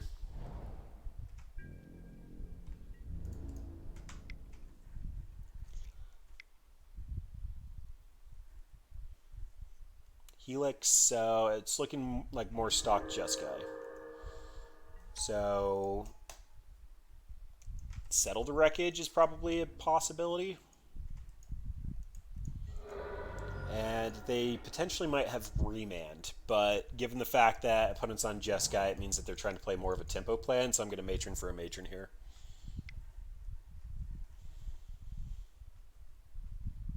Yeah, if you're trying to Dovin's Veto, this isn't a non-creature. It's a Logic Knot.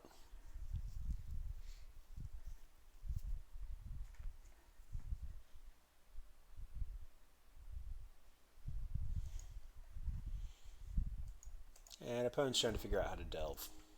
Alright, we will not pay for that.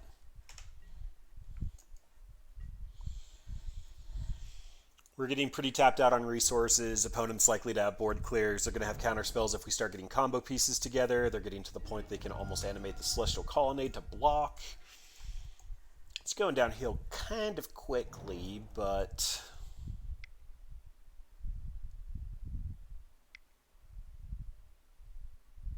Teferi?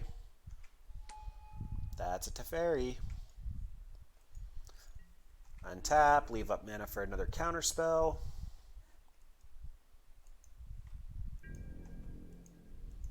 Unfortunately, despite the fact that we look like goblins at the moment, we're not actually supposed to be doing this with creature beats unless I find a Bushwhacker off the top. Matron's kind of close. So if I Matron and Bushwhacker, that means I'm swinging in for 6 times 2 for 12. All right, that's the plan.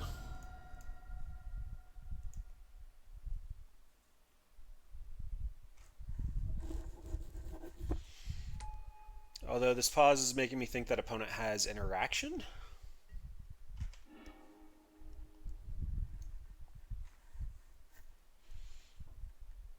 If I had a sack outlet, Pashalish Mons would probably be a consideration, but I think we're just going for Bushwhacker here and trying to play a Gobbo win.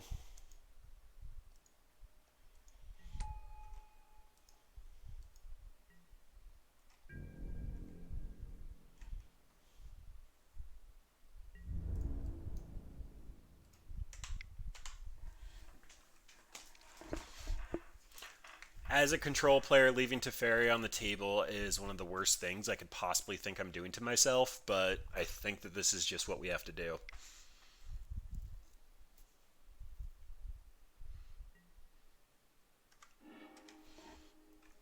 Pretty decent path target.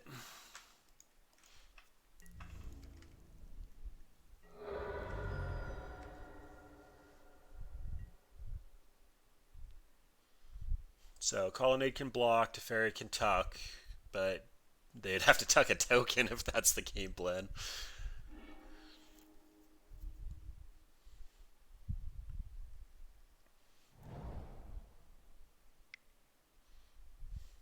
Opponent knows this Field of Ruin is a strip mine, although our deck is...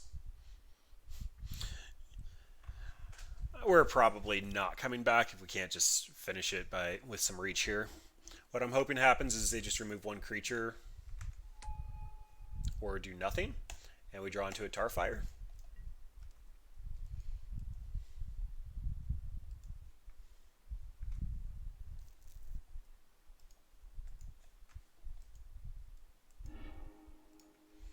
found a lightning bolt, which means that they can bolt one of my creatures. So they're going to Field of Ruin to go get the mountain. Or Baby Teferi, bounce a token.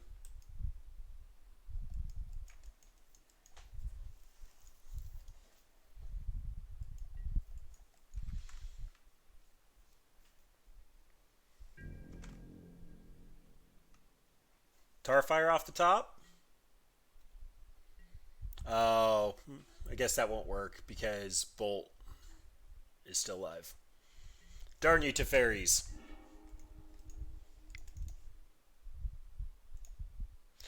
It was probably correct for me, actually, to try to attack in first and have them bolt.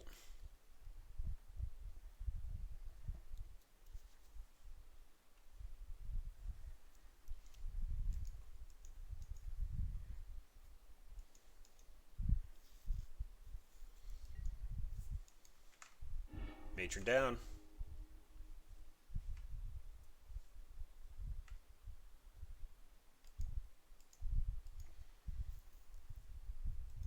I mean, honestly, they have Narset. Wow. All right. So they had a V-click. I guess we attack opponent because our plan's off and potentially try to get there.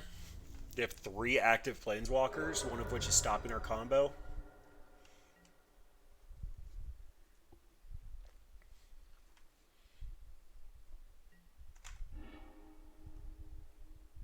But if one of these creatures makes contact and they don't have a Helix, then we can still technically go the distance.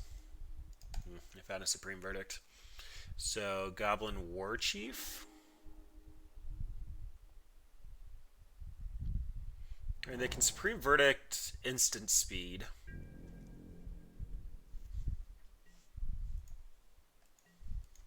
Yeah, you should have Field of Ruin there. It was a strip mine.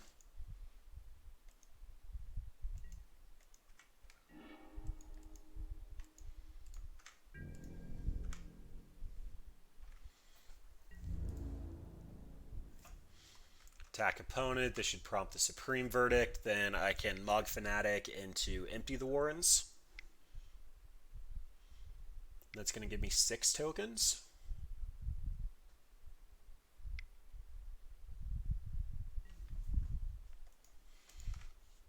You got it, opponent. Thank you for the storm count.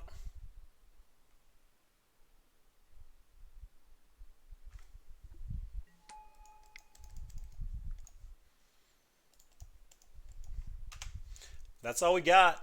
Oh, I shouldn't F6. I might want to sack Mog Fanatic.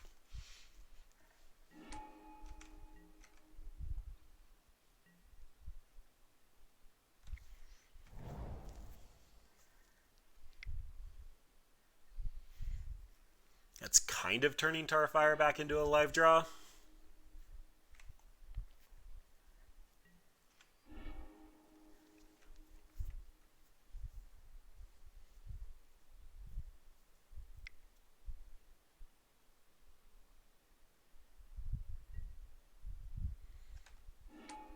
Snapcaster Mage when you have a Teferi active seems slightly loose. I guess that does stop future Empty the Warren shenanigans, but...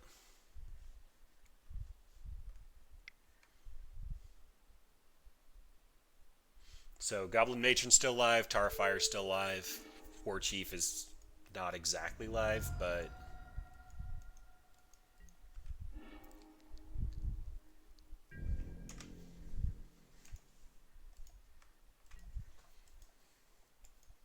Opponent's also leaving up 3 mana specifically for Force of Negation. Yeah, they didn't even bother to represent red.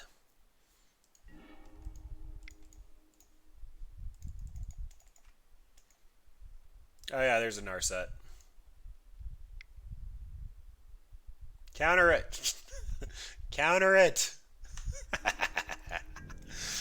I mean, I meant to do that all along to bait out the counter, because... Yeah, that's a static ability on your Planeswalker. In paper, we probably just both would have let that draw and had no considerations. Ballsy, they're not even ulting the Teferi. I guess it doesn't do much on this board state. They just want to find the additional counterspell. But then again, they haven't been using these Field of Ruins, so they know they're strip mines.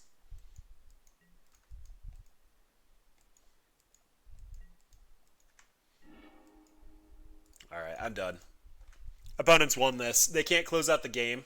When they first came out with this Teferi, I absolutely hated it. At least Jace won in 5 turns. This Teferi does nothing. It doesn't do anything. Yeah, I wasn't going to be able to win that anytime soon. Alright, so defense grid comes in. Lightning Bolt comes in because it hits a walker.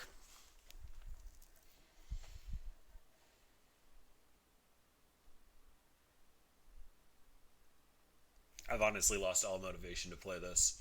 Mog Fanatic is probably my worst card. It keeps Narset off if they minus her twice, and it also stops Baby Teferi if they immediately bounce it. But Teferi bouncing Fecundity is just so bad, they're going to have counter spells. On the plus side, opponent wasn't playing very well, but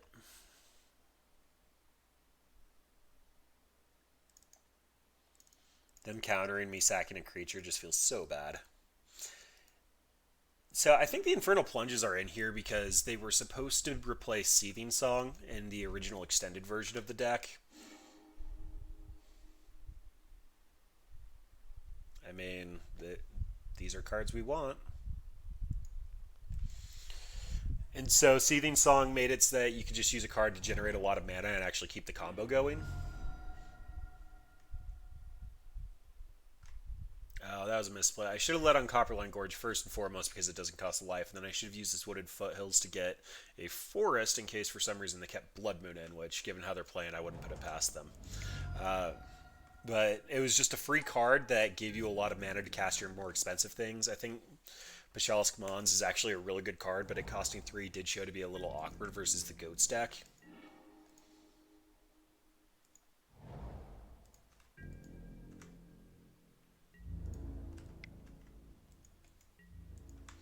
And then I can use the Traverse to go get a creature later if I happen to find a Commune with the Gods. I'm going to expect opponent to have taken out their Blood Moons.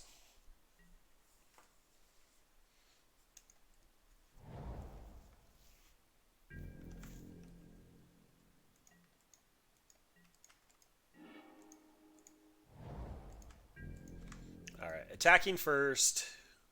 Odds are I'm going to use the Goblin Matron to get a replacement Skirk Prospector.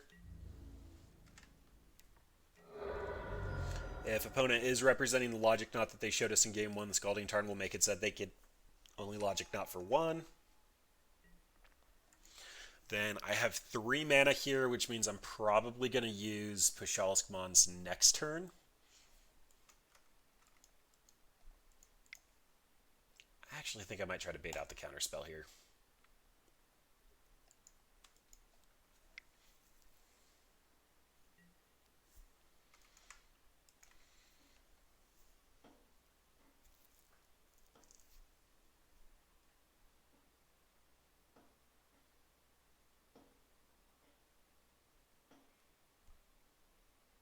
What does this translate into? So I cannot get Delirium. They won't have another counterspell. I can Goblin Matron here.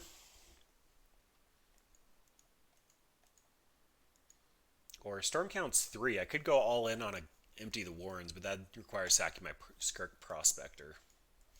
I think we just pass. Despite the opportunity to get in underneath the Logic Knot, it's just not worth it. Besides, odds are opponent's going to slam a Teferi next turn and bounce whatever we commit into anyway.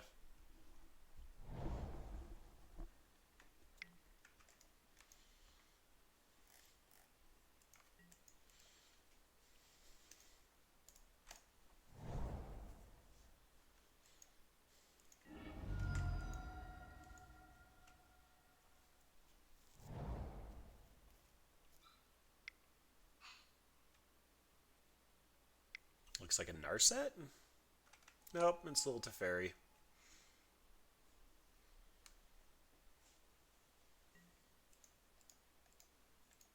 I'm going to counter that. I'd prefer they don't draw a card.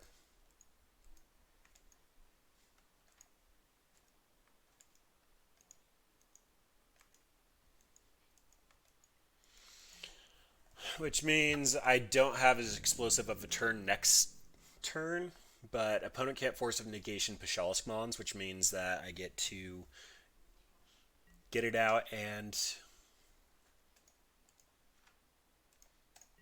kill the Teferi. That's another empty. Wait, do I go off? I don't have a Fecundity, but I could get a ton of goblins. So I'd have to commit into one thing or another. All right, well, let's get this on the table. It's the most resilient threat. We get attack to Fairy. And then if their plan is just slam a million planeswalkers like it was last game, then we have some resiliency here.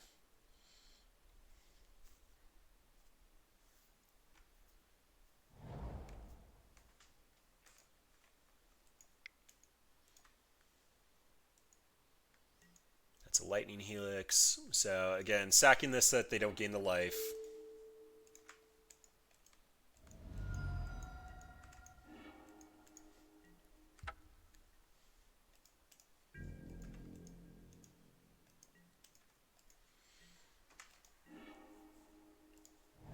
So Goblin Matron, go get a Mog War Marshal, pay for War Marshal, sack all 4 tokens, empty the Warrens.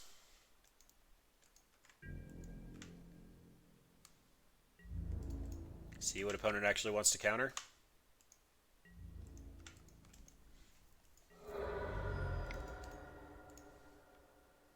They can technically counter this, I just don't see much of a point to.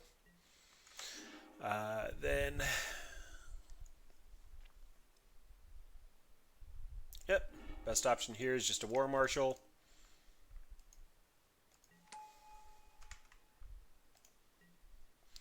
Then they likely know that this is coming, but still going to go for it.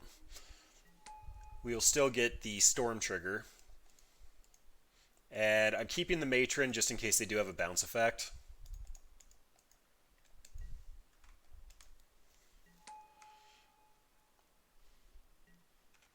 It's not impossible that they have a Supreme Verdict, so I'm keeping the other empty in case I have to rebuild.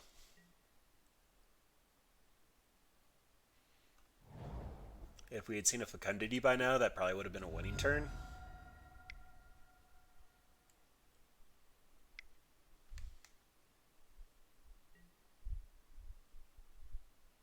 Oh boy, that's a big one.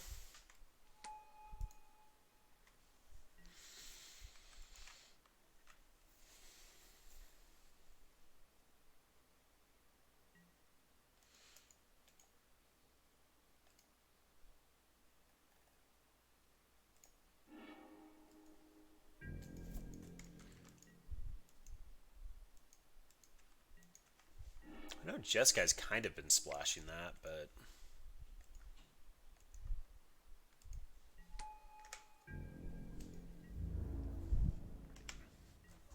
Alright, I'll be taking beats for 4 for the foreseeable future.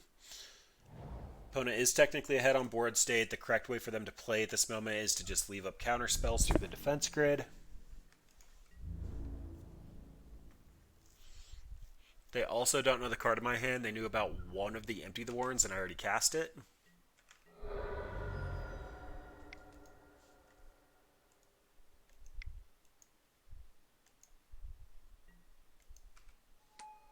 Alright.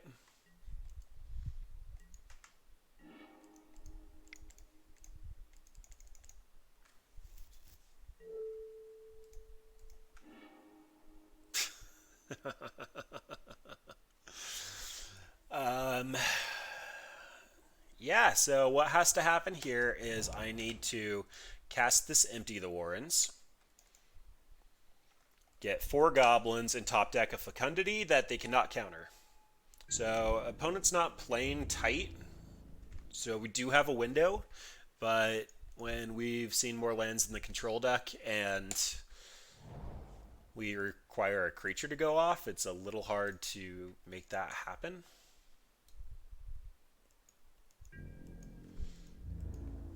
So technically we're live to a Commune with the gods, and a doesn't matter. That's not how we win.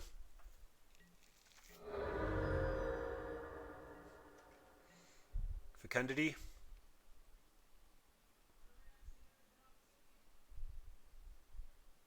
Tap out, opponent. I know you want to. Oh, we found one.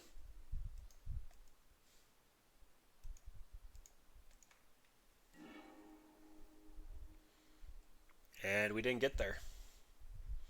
All right. I always feel so bad whenever I play somebody playing a real deck that has like horrible deck decisions and terrible lines in it, but what can you do?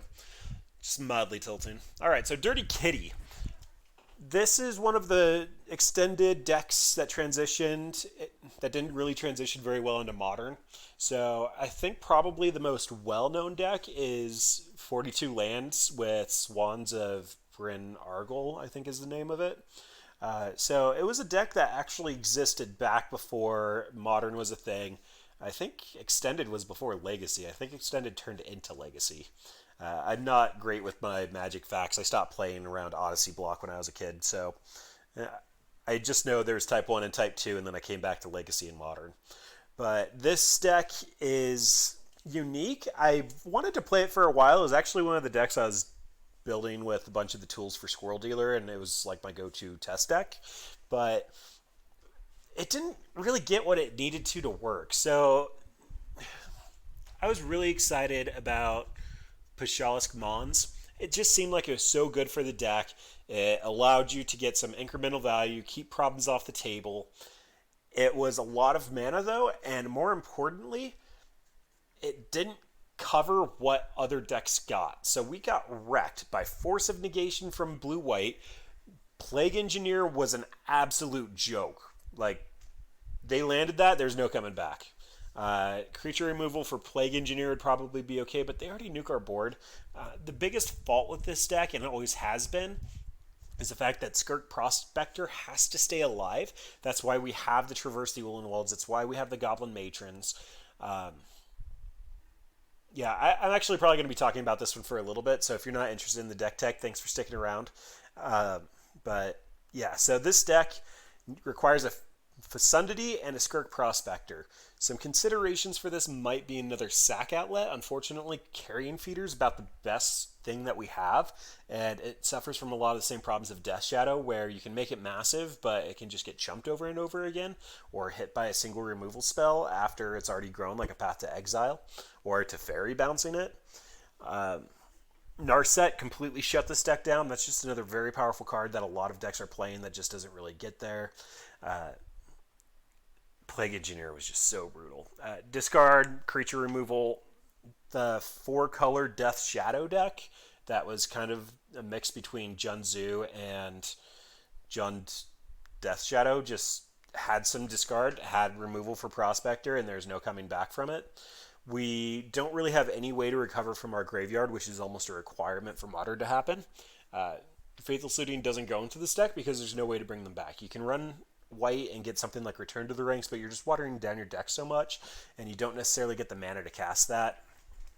Mog War Marshal did show a lot of strength there. It's basically the fact that you get 3 off of that the deck works. The Grape Shot showed to be a little awkward. Leyline of Sanctity isn't going to be in every matchup, but was a card we had to consider. Goblin Matron was a pretty good add because it found you another way to get the Skirk Prospector. More importantly, if it got removed, it found you a way to get the last one in your deck.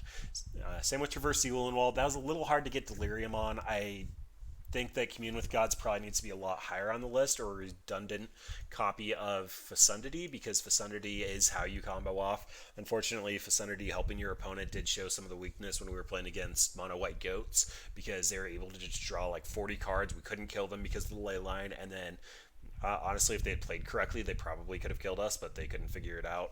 I am counting this as a 2-3, despite the fact we went 1-4, just because Moto was struggling so hard. I was losing like 30 seconds every time I tried to pass priority, and when I exited out of the match, instead of booting me back in, it just gave my opponent the win.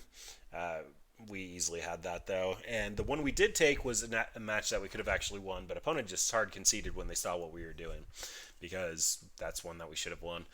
This kind of falls also into the same line of slow combo decks that kind of goes through meta shifts, similar to Ad Nauseam. When Ad Nauseam strong, this is kind of strong, but yeah, that's Sturdy Kitty. Again, I just love the deck name. It was originally because the person playing it didn't have a lot of experience. It was really awkward, and it looked like a monkey bathing a kitty.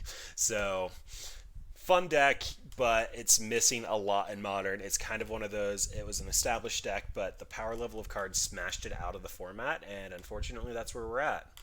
But I already did my spiel. If you're just skipping straight to the end, it's in the middle, or you've probably seen it before. Feel free to hit us up, like, subscribe, follow, all that stuff, and I will catch you guys next week. Be sure to check in tomorrow. Bradwan is going to be playing a competitive deck. I can't remember which one, but looking forward to it. All right, well, have a good one, everyone.